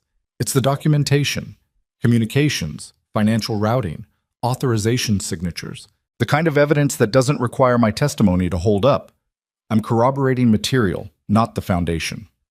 Solis looked at the ceiling briefly, the look of someone recalculating the weight of what they're holding. Tonight's operation, she said. Our intelligence on the hospital access came through. She stopped herself, deciding how much to say. It came through a source I now need to reevaluate. If the source fed you accurate information about the access attempt, Emily said, they may be running both sides, letting the network move while giving you enough to run a response that looked complete but didn't touch the layer above Callum. Controlled opposition, Solis said. It's not a new tactic. Solis looked at her with the specific expression of an experienced federal agent who has just had the shape of a bad situation clarified by someone she'd been prepared to consider a protected witness rather than a peer. She recalibrated visibly. It wasn't graceful, the shift showed, but she did it. The statement Reyes wants, she said. If it's taken at a DIA facility, it sits in a DIA chain, which has its own exposure points. I know, Emily said. Is there a version where it goes somewhere that neither chain touches? Emily thought about that. Maybe. It depends on who's still clean. She paused.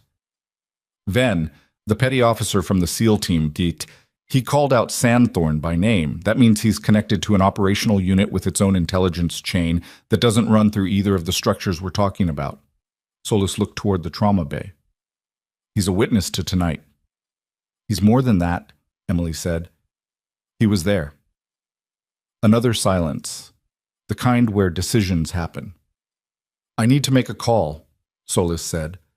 A specific call to a specific person, using the emergency contact protocol that bypasses the standard reporting chain.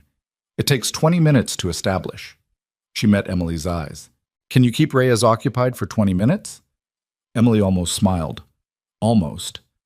That depends on what you mean by occupied. Talk to him.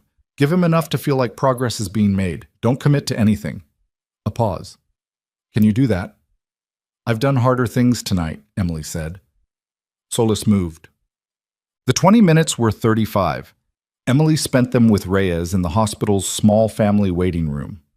3 chairs, a wall-mounted television that was dark because the circuit it ran on was one of the sheds Emily had made in the generator panel, and a window that looked out on the ambulance bay where snow was still coming down hard enough to make the parked vehicles into white shapes rather than identifiable objects.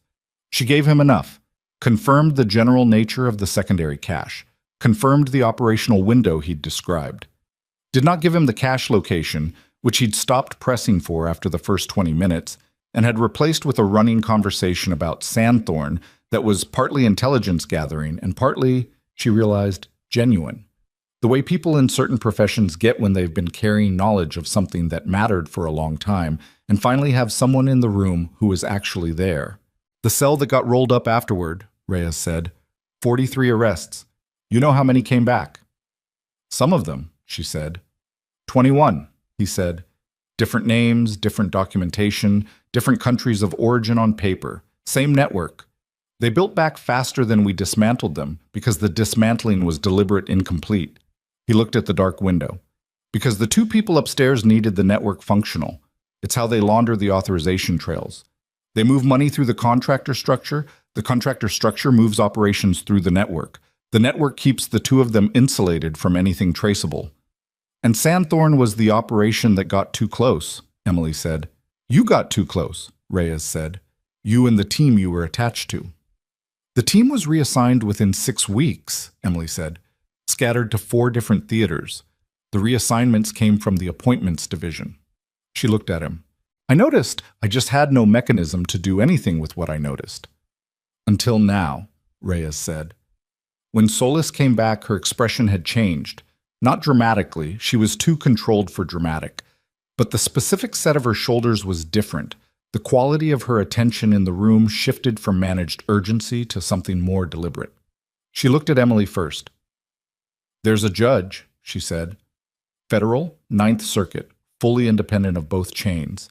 She's been briefed on the case structure through a sealed proceeding that neither of our agencies initiated. She's been waiting for the evidentiary foundation. A pause. She issued 2 sealed warrants 40 minutes ago. Emily was quiet. Based on, Reyes said carefully, what exactly? Based on testimony from a source who provided a sworn deposition 8 days ago, Solus said, at a secure facility I wasn't aware of until an hour ago. She looked at Emily. I told you there was someone else at Sandthorn who knew about the cache. Emily felt the thing in her chest again. The shape she'd filed as resolved years ago. Who? She said, though some part of her had already arrived. Former Navy corpsman, Solus said, attached to a special operations medical support role. He was medically separated 14 months after Sandthorn. He's been, not hiding exactly. He's been positioned, waiting for the same window. A pause. His name is Tobias Wren. Emily sat with that for a moment. Toby Wren, who she'd last seen at a field debrief in a windowless room in a location she couldn't name in any statement because the location itself was classified. Who had looked at her across that table with the specific expression of someone who understood exactly what was being buried and couldn't stop it, and was filing the injustice somewhere it would keep. 14 months later, medically separated. She'd assumed the worst. She'd been wrong. He's alive, she said. He's been working with a military legal oversight team that operates outside the standard JAG structure. Solis said. Connected to the Inspector General chain but with specific investigative independence. They've been building the case. She paused. His deposition named the 2 appointments and provided supporting documentation for 4 of the 8 counts in the sealed warrants. The other 4 counts are based on financial forensics. Her eyes held Emily's. Your testimony and the cash provide the remaining evidentiary support, which means the warrants can be executed the moment you're on record. Reyes said quietly, How long has this been running? Longer than your operation, Solis said. Not triumphant, tired, the way people sound when a long thing is finally at its hinge. Emily looked at the dark window. The snow was still coming down. The warrants name both individuals, she said. Not a question. Both, Solis said.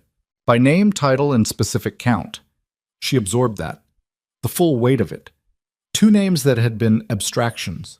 Threats, pressures, the invisible hand behind reassignments and sealed files, and a cover story she'd had to build and live inside for a year and a half, becoming concrete and documented, and subject to the particular machinery of accountability that couldn't be stopped once it reached this stage.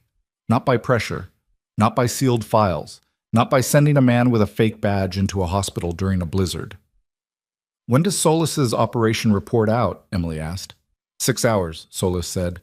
Standard post-incident reporting cycle, which means the network's domestic contacts will know about tonight's failure within the same window.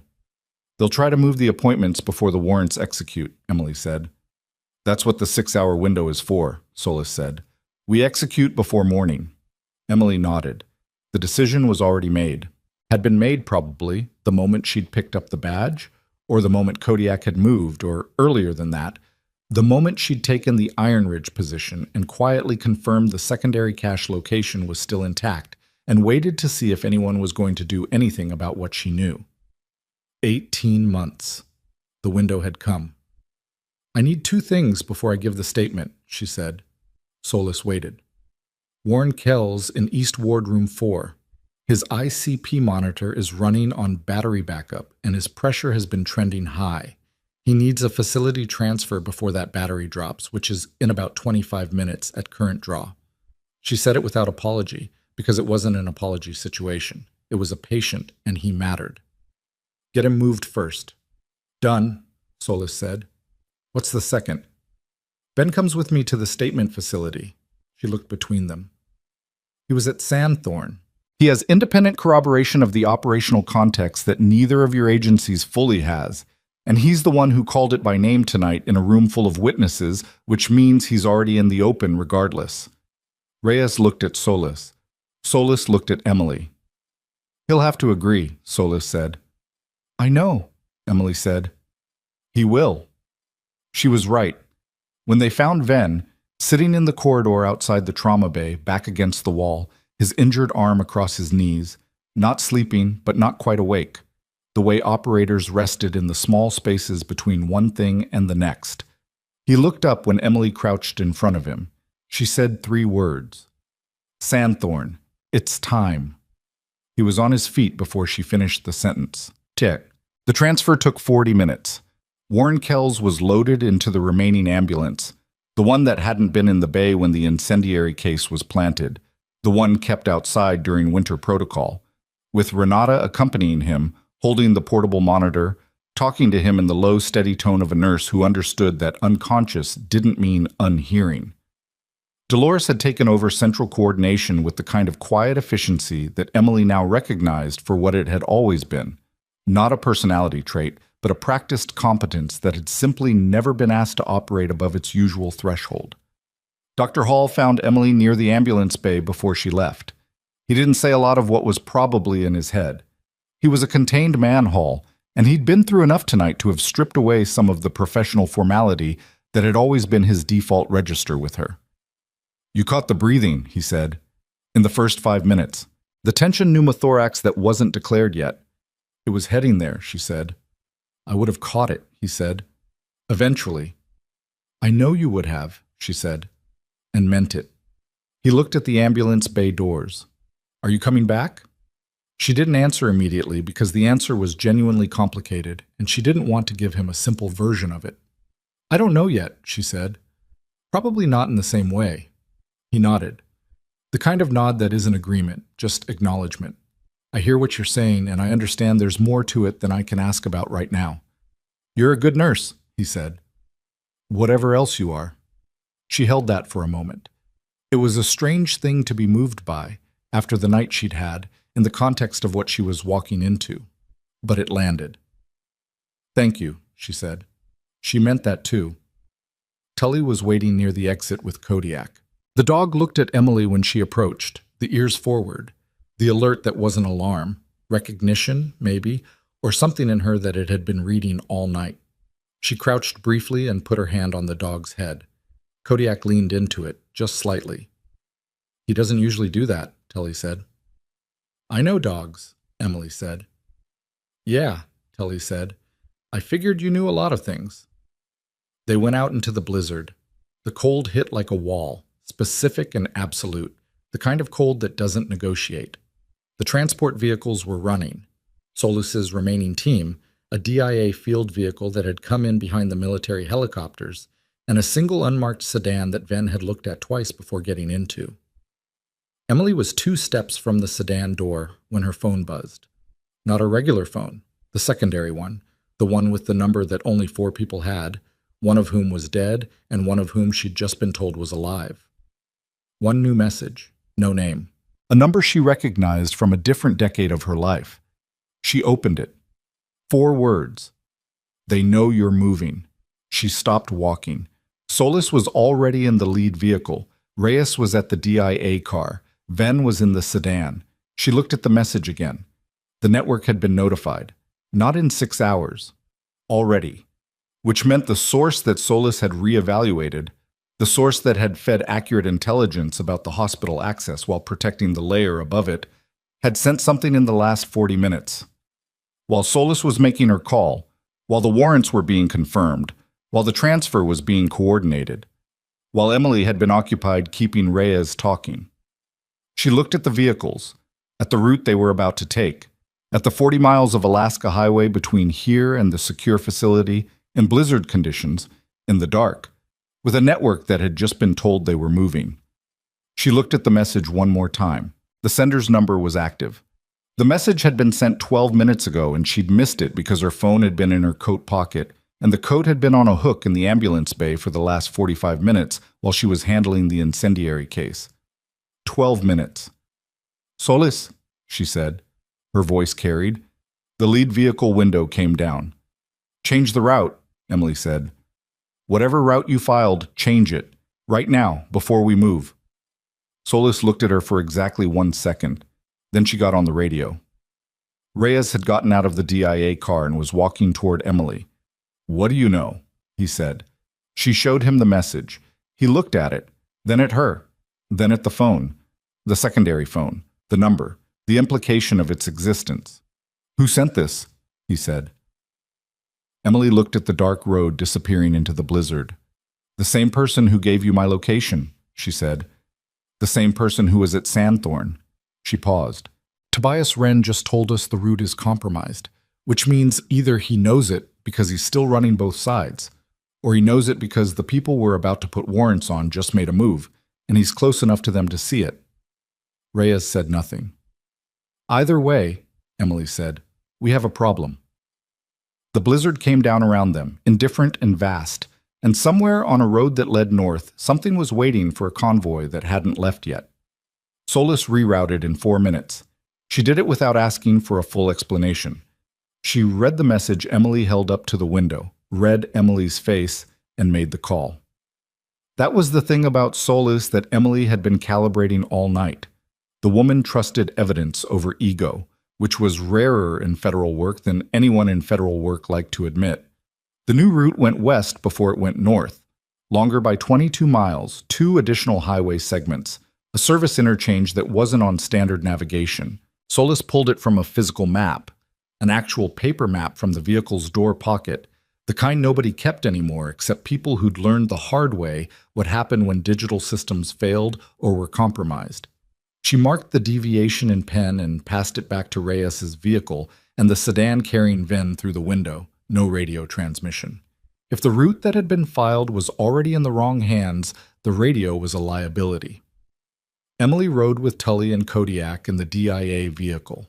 Reyes drove. Nobody talked much for the first 10 minutes. The blizzard was bad enough that driving required most of a person's attention, the visibility down to 15 feet in the stronger gusts, the road identifiable more by the reflector posts on its margins than by anything visible ahead. Kodiak was settled in the back beside Tully, head on his handler's knee, but the dog's eyes were open and moving, not anxious, watchful. Emily watched the road. The message from Wren sat in her coat pocket, the secondary phone screen dark now. 4 words that had shifted the geometry of the night one more time. They know you're moving. She'd been turning the question over since the parking lot. Which version of Tobias Wren had sent it? The man who had built a parallel case for 5 years, who had given a sworn deposition 8 days ago, who Solis now believed was the foundation of a legitimate prosecutorial structure, or a man who had been playing multiple sides long enough that even his warnings were instruments of something she couldn't see clearly. She didn't have the answer. She had the message and the 22 extra miles in Solis's paper map, and that would have to be enough until they arrived. They arrived. The secure facility was 46 miles from Iron Ridge Medical Center and looked from the outside like a regional land survey office. Low building, no signage that meant anything. 2 vehicles in the lot that were the particular unremarkable models that federal operations favored when they wanted to look like nobody was home. Inside it was warmer than the hospital had been for the last 2 hours, and better lit and staffed by 4 people who had been awake for longer than Emily and showed it in the specific way of people running on task rather than rest. There was a man standing near the back wall, medium height, early 40s maybe, though the gray at his temples pushed the read older. He was wearing civilian clothes, a work shirt worn at the collar, the kind of clothing that took years to acquire that particular quality of lived in rather than bought that way. His left arm had a scar below the elbow that she knew the origin of because she'd been in the same field position when it happened. Tobias Wren looked at her across the room the way people look at someone they'd filed as lost and hadn't fully allowed themselves to unfile. She crossed to him. She didn't hug him. They weren't people who did that, had never been. Some working relationships establish their language early, and it holds across years and distance. She put her hand on his forearm, the scarred one, briefly. "You're late," she said. "I was waiting for the right evidence structure," he said. His voice was the same, lower than she remembered or she'd been remembering wrong. Showing up early would have been noise. "The warning tonight. The route. I had a source inside the network's domestic communication chain. When your convoy prep showed up in their traffic, I had 4 minutes." He looked at her steadily. "I know what you were thinking, both sides." "I'd have thought the same thing." "Are you?" she said. "No," he said, simply, without the particular overemphasis of someone who needed to sell it. She looked at him for a moment. Read what she could read. "Okay," she said. She meant it as a provisional yes rather than a permanent conclusion, and he understood that because he'd always understood her precision with language. Solis and Reyes had come in behind her, and the specific territorial negotiation of 2 agencies in one room was already underway in the way those negotiations always ran. Posture, positioning, who stood where relative to whom, the silent cartography of institutional authority. Emily let them work it out. She'd spent enough years adjacent to that particular dynamic to know it resolved faster when the people it didn't actually involve stayed out of it. Ven had settled near the door. He'd been evaluated by one of the facility's medical staff on arrival, a field medic named Santos, who'd looked at his arm and his general condition and made the specific expression of someone who wanted to insist on rest and knew it wasn't going to happen. Emily sat down at the table in the center of the room. "Let's take the statement," she said. "Well, it took 3 hours. Not because the information was complicated. She'd been running through it in her head for 5 years. And it came out organized, sequenced, precise. It took 3 hours because the legal structure of a sworn statement at that level required repetition, clarification, the specific cross-referencing of documentation against verbal account, and because partway through the 2nd hour, the financial forensics team on a secure video link asked a set of questions about the authorization signatures that required her to walk through the operational timeline with a detail she hadn't expected to be asked for. She walked through it, She did not editorialize. She did not color the account with the weight of what it had cost her.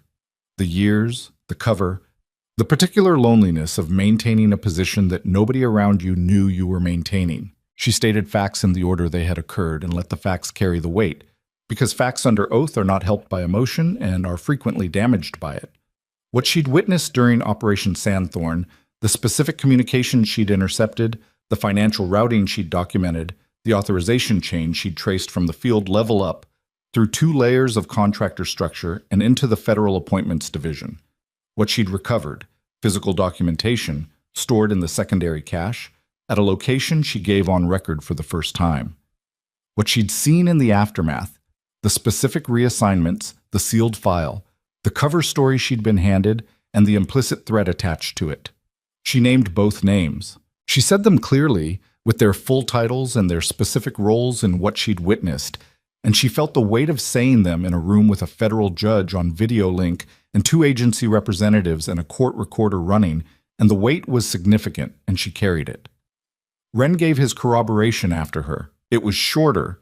His access to the Sandthorn operation had been narrower than hers, but it filled specific gaps in the authorization chain that her account left open, and the 2 statements together were what the judge had described, before the session started, as a complete evidentiary foundation.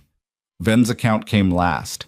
He covered the operational intelligence piece, what his unit had been told about the Sandthorn parameters, what they'd actually encountered, the specific debrief in which they'd been told the anomalies they'd observed were classified and not to be referenced in any subsequent reporting.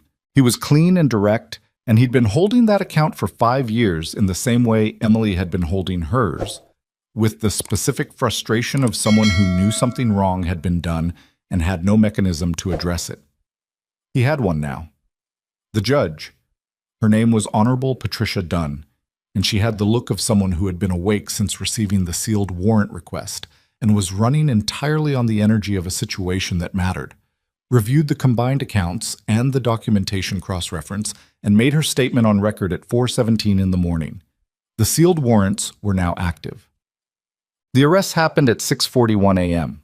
Emily wasn't there for them. She was at the facility, on her second cup of coffee that tasted like it had been made 4 hours ago and reheated twice, sitting in the room that had been a formal proceeding space 3 hours ago and was now just a room with chairs pushed back at angles and empty cups, and the particular stillness of a space that has held something significant and is now releasing it. Solis was on the phone, had been on the phone since 4:30, coordinating what was coming. Her voice through the door was controlled and continuous, and Emily caught fragments, simultaneous, sealed until service, media protocol at completion, that told her the machinery was running and had enough momentum now that nothing short of an infrastructure failure was stopping it. Reyes had gone outside somewhere around 5. Emily could see him through the facility window, standing in the snow that was still coming down, but lighter now, the blizzard breaking up at its edges, making the slow transition from crisis weather to aftermath weather. He was on his own phone. She didn't try to read the conversation. Wren was across the room, sitting in a chair that was slightly apart from the others, the way he'd always positioned himself. Enough separation to think, not enough to be absent. He was looking at nothing in particular with the look of someone running a long calculation to its end. "What happens to you now?" she said. He looked up. "Debriefed, probably relocated. Consulting arrangement maybe if the oversight team wants continuity." He paused. "You?" She'd been thinking about that. Had been thinking about it since she walked out of Iron Ridge Medical Center's ambulance bay into the snow, past the orange equipment case she'd disarmed sitting in a drift by the door, past the vehicles and the tactical team and the particular wreckage of a night that had broken things open that had been sealed for too long. "I don't know exactly," she said, "but not hiding." "No," he agreed, "not anymore." The hiding had been its own kind of cost that she hadn't fully accounted until it was ending. 18 months of a quieter life, and it hadn't been terrible. Dolores and Hall's respect that built slowly and didn't announce itself, and the work itself, which was real work that mattered to real people, regardless of what else she was or had been. She'd been a nurse. Genuinely. That wasn't nothing, but she'd been a nurse the way someone keeps a light on in a house they're not sure they're allowed to go back to. The light was on now. The door was open. She didn't know the floor plan of what was on the other side, but she wasn't going to know it from standing outside. At 6:41, Solis came through the door and said, "Both in custody." Not dramatically. Flatly, the way field people relay field outcomes. Emily looked at her. Deputy Director Harlan Preuss, National Infrastructure Security Board, arrested at his residence in Virginia at 6:41 Eastern Time, Solis said. Senior Appointments Officer Greta Vale, Military Contracting Oversight Division, arrested at her office building in Washington at 6:41. Simultaneous service, as coordinated. She paused. 8 counts each under the sealed warrants: conspiracy, fraud, obstruction of federal proceedings, misuse of classified authorization authority, and 4 additional counts related to financial crimes documented by the forensics team. Emily said nothing for a moment. She'd been waiting for this information for 5 years. She'd imagined how it would feel. The specific way she'd imagined it varied by the year and the mood and the particular quality of the silence in whatever cover location she was maintaining. Sometimes it was relief. Sometimes it was something harder and more complex. Sometimes she hadn't been able to imagine it at all because it had required a kind of hope she'd been careful not to carry. What she actually felt at 6:42 in a facility outside Vantara, Alaska, was something quieter than any of those versions. Not anticlimactic, so nothing about the night had been that, but grounded, the shape of a thing finally matching the space that had been held for it. "Good," she said. One word. It was enough. Then, from across the room, "The media protocol you mentioned." Solis looked at him. "Public statement at 9 a.m. Eastern. Justice Department, joint with DOD. The charges are public at that point, names included." She glanced at Emily. "Your name will be referenced as a key witness, not your current location, not your service details beyond what the statement requires, but your name." Emily thought about Dolores reading a headline, about Hall, about Renata, about the way the hospital had looked at her in the amber emergency lighting and recalibrated who she was in real time. "That's fine," she said. It was more than fine. It was the specific thing that couldn't be replicated by a private resolution or a quiet settlement or a classified outcome that nobody ever saw. The public version, the version that lived outside her own head and outside sealed files and outside the institutional structures that had been deciding for 5 years what the truth was allowed to be. The truth was allowed to be itself now. She was back at Iron Ridge Medical Center by 9:15, not permanently, not in the same capacity. She came back because Renata had texted her at 7:30, not the hospital phone, her personal number, which Renata had never used before, to say that Warren Kells had been transferred successfully and was stable at Vantara Regional, and that the East Wing generator had been fixed by a maintenance crew that had apparently materialized at 6 a.m. with a work order that nobody at the hospital had filed but nobody was complaining about. And because Dolores had called at 8, not to explain anything, just, "When you have a minute, if you're coming back through." She came back through. The hospital looked different in daylight, specifically in the thin, low, pale light of an Alaskan morning after a blizzard, when the snow had stopped and the sky was the particular flat white that preceded clearing, and everything was very still and very clean in the way only a world freshly covered with snow can look, which is temporary and does not survive the first footstep, but is something while it lasts. The East Wing was running on full power. The trauma bay had been cleaned and reset. There was a federal incident tape across the South Ambulance Bay. It would be there for days, until the scene documentation was complete.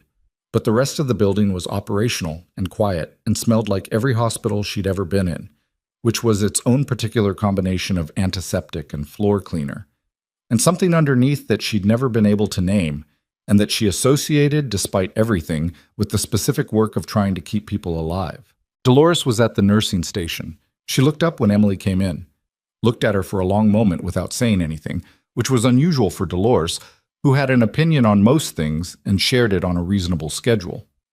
9 a.m. news, Dolores said. "I watched it on my phone." "Okay," Emily said. "They said your name." "I know." Dolores looked at her hands on the desk. "You've been here 18 months. You showed up with a reference letter from a regional health network and a list of certifications, and you were very quiet, and you refilled IVs, and you caught a tension pneumothorax that Hall would have caught 5 minutes later, and you never once made anybody feel small. Emily waited. I should have seen more, Dolores said. Not accusatory. Honest, in the particular way of a person who holds themselves to a standard. You saw a nurse, Emily said. That's what I showed you. Is it what you were? Emily thought about that. The real version, not the diplomatic version. It's what I was here, she said. It's also not the whole picture. Both things are true. Dolores accepted that with the nod of someone who'd lived long enough to know that people were usually more than one thing, and the categories we put them in were mostly for our own convenience. Paul wants to talk to you, she said. He's in his office. He's been in his office since 6, and I think he's rewritten whatever he wants to say about 4 times. Emily found him at his desk with a cold cup of coffee and a notepad that had been written on and crossed out to the point where the top sheet was mostly ink. He looked up when she knocked on the open door and had the expression of a man who had been very competent in a crisis and was now slightly at a loss in the quieter thing that followed it. Sit down, he said. She sat. I looked up Operation Sandthorn, he said, as much as is publicly available, which as of this morning is more than it was yesterday. He paused. You were a combat medic attached to special operations units for 6 years. Approximately. You have a service record that, from what I can read, is... He stopped. I don't have the language for what it is. I don't have the context. I know medicine, and I know this hospital, and I know that you caught something last night that mattered, and I've been trying to figure out how to say what I want to say without making it smaller than it is or larger than it needs to be. Say it the way it is, she said. He looked at her. You were the best clinical instinct in this building. Every night you worked here. I didn't use you right because I filed you wrong, and that's on me, and I'm sorry for it. It landed differently than she'd expected, not because it was large, it wasn't in the context of the night, but because it was specific. He wasn't apologizing for doubting her in a crisis. He was apologizing for the 18 months before the crisis, for the observation assignments and the IV restocks, and the quiet dismissal built into being the nurse everyone overlooked. Thank you, she said. She meant it simply and without irony, and he accepted it the same way. At 10:40, Tully found her in the hospital's small exterior courtyard, a concrete square with a bench and 2 dead potted plants that nobody had replaced since October, where she'd gone to stand in the clearing weather and do nothing for a few minutes, which she'd been putting off for approximately 9 hours. Kodiak was with him. The dog came to her immediately, pushing its head against her hand, and she held it there. We're moving out at noon, Tully said. The team. Medevac up to Anchorage, then transport. He paused. Ben wanted me to tell you. He'll be filing a supplementary operational report when he's back, the kind that goes to the unit's own IG chain. He said you'd know what that means. She did. It meant there would be an internal military record of what had been done to the Sandthorn team, what the reassignments had really been. It was a different document from the federal case, running through a different structure, and it would take longer to produce its outcomes as institutional accountability inside the military moved at its own pace, which was slower than civilian prosecution and sometimes, eventually, more thorough. Tell him thank you, she said. Tully looked at her for a moment with the particular candor of someone who doesn't spend time on unnecessary preamble. What are you going to do? She'd been asked this twice already today. Her answer was slightly more formed now than it had been. There's a joint federal military medical oversight program, she said. Solis mentioned it this morning. It's attached to the Inspector General chain that Wren worked with. They need personnel with clinical backgrounds who can evaluate the medical dimensions of federal cases. Supply chains, institutional fraud, the gap between what military medical operations report and what actually happens in the field. She looked at the dead potted plant for a moment. It's not a hospital. No, Tully said. But it's the same thing, she said. You look at what's actually happening instead of what the paperwork says is happening, and you figure out the gap, and you close it. She paused. I've been doing that my whole career in different forms. You gonna take it? I'm going to think about it for more than 4 minutes, she said. But yes. Tully nodded. He looked at Kodiak. The dog was still leaning into Emily's hand, calm, the working alertness powered down to whatever the resting state of a dog who has done exactly what it was trained for looks like. He doesn't trust easily, Tully said. Takes him 4 or 5 encounters to extend that to most people. He trusted the right things last night, Emily said. Yeah, Tully said, he did. She crouched and put both hands on the dog's face and looked at it directly, which most people didn't do with working animals and which Kodiak accepted from her without pulling back. Good dog, she said. It was inadequate as a statement of the full account. It was also exactly right. Ishot. The federal press statement went out at 9 a.m. Eastern, which was 5 a.m. Vantara time, but the second wave coverage hit the national outlets by noon. Local, and by mid-afternoon it was the kind of story that had enough documented detail and named charges and public record warrant information to sustain itself without needing interpretation. Deputy Director Harlan Proust, arraigned in federal district court in Virginia, facing 8 counts including conspiracy and obstruction of federal proceedings. Senior Appointments Officer Greta Vale, arraigned in the same district on matching charges plus 3 additional financial fraud counts that the forensics work had developed overnight. Both denied bail on the basis of flight risk, which the judge had granted without significant deliberation, given the nature of the charges and the evidence presented. A key witness, the statement said, had provided foundational testimony that had been central to the issuance of the warrants. Emily Vasquez, former Special Operations combat medic, currently staff nurse at Iron Ridge Medical Center in Vantara, Alaska. She read it on her phone, standing in the hospital parking lot in the pale afternoon light with the snow packed in ridges around the lot's perimeter and the sky doing the thing Alaskan skies did when weather moved through, turning a particular deep blue at the edges that was different from any blue she'd seen anywhere else. Her name in a public document, connected to her real service record, in the context of an outcome rather than a concealment. It was a strange thing to look at. Not painful. She'd expected it to feel like exposure, like the specific vulnerability of a cover stripped away, and it didn't feel that way. It felt more like a window opened in a room that had been closed for a long time. Renata called at 2:15. She'd heard the news coverage on the hospital's break room television and had questions Emily could hear her trying to organize before she'd said them. The breathing thing, Renata said. The first night I worked with you, I made you redo the intake assessment because I thought you'd skipped steps. I hadn't, Emily said. I know, Renata said. I know. A pause. I was wrong. You were doing your job, Emily said. Don't carry it. The line was quiet for a moment. Are you coming back? Renata asked. Not permanently, Emily said. I have something else to do. She paused.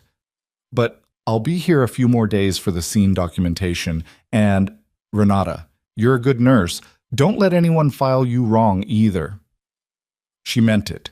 She'd meant it since the night Renata had carried the portable monitor through a dark corridor to a man who needed it, without being asked, knowing it was going to be heavy, and the battery was limited, and it mattered anyway. The things that matter don't announce themselves. They just get done by whoever is paying attention. Quote. 3 weeks later, Proust and Vale were indicted on the full charge set. The 8 original counts expanded to 14 as the financial forensics work completed and the sealed warrants produced further document recovery. The network investigation produced 11 additional arrests across 4 states, connecting the domestic contractor structure to operations in 3 countries and generating a case file that the Justice Department described, in its public statement, as among the most significant national security fraud prosecutions in a decade. Callum was charged federally. The 2 secondary operatives from the hospital were charged federally. The aircraft that had been turned by military intercept, and its pilot, who had landed at an airfield 200 miles east when the intercept became unavoidable, were connected to the same contractor network and added to the indictment stack. Warren Kells was transferred to a veterans medical facility in Anchorage and began a recovery that his doctors described as better than projected, which his chart had always suggested was possible if the intracranial pressure management held through the critical window. It had held. Renata had made sure of it in the dark with a portable monitor and 40 minutes of battery. Dario Ven's supplementary operational report was filed through the unit's IG chain and triggered a formal military review of the Sandthorn reassignments. That review would take 8 months and produce findings that were partially public and partially classified, but its existence was on the record. And its existence meant there was a document that said plainly, in institutional language, what had been done to a team that had done its job correctly and been scattered for the crime of seeing too clearly. Tobias Wren took the consulting arrangement Solis had described. He and Emily had dinner once, in Anchorage, before she left for the Oversight Program's orientation facility in Virginia. It was a long dinner, and most of it wasn't about Sandthorn, because they'd said what needed to be said about Sandthorn in sworn statements, and it didn't require repetition. They talked about other things, the work they were going to do, the specific problems and the gap between field medicine and institutional accountability that neither of them had been able to address from a position of cover. The conversation had the quality of two people planning rather than two people surviving, which was different in a way that took her a few minutes to identify and then felt obvious. She'd been surviving for a long time. She drove to the airport in the early morning when the Alaskan sky was doing its specific blue again, and she thought about Dolores at the nursing station and Hall in his office with the crossed-out notepad and Renata carrying a monitor through the dark and Ven watching the East Corridor door before anyone else knew to watch it, and Kodiak, who had known before all of them, whose instinct had been trusted when it would have been easier to dismiss it. The quiet ones. The ones who were filed wrong and did their work anyway and waited for the moment when the thing they knew became visible to the room. She'd spent 18 months being small on purpose, and even in that smallness, she'd been unable to stop doing the work, catching the breathing that was wrong, knowing the road was closed, counting exits. She'd been built for this, not for hiding, for the work.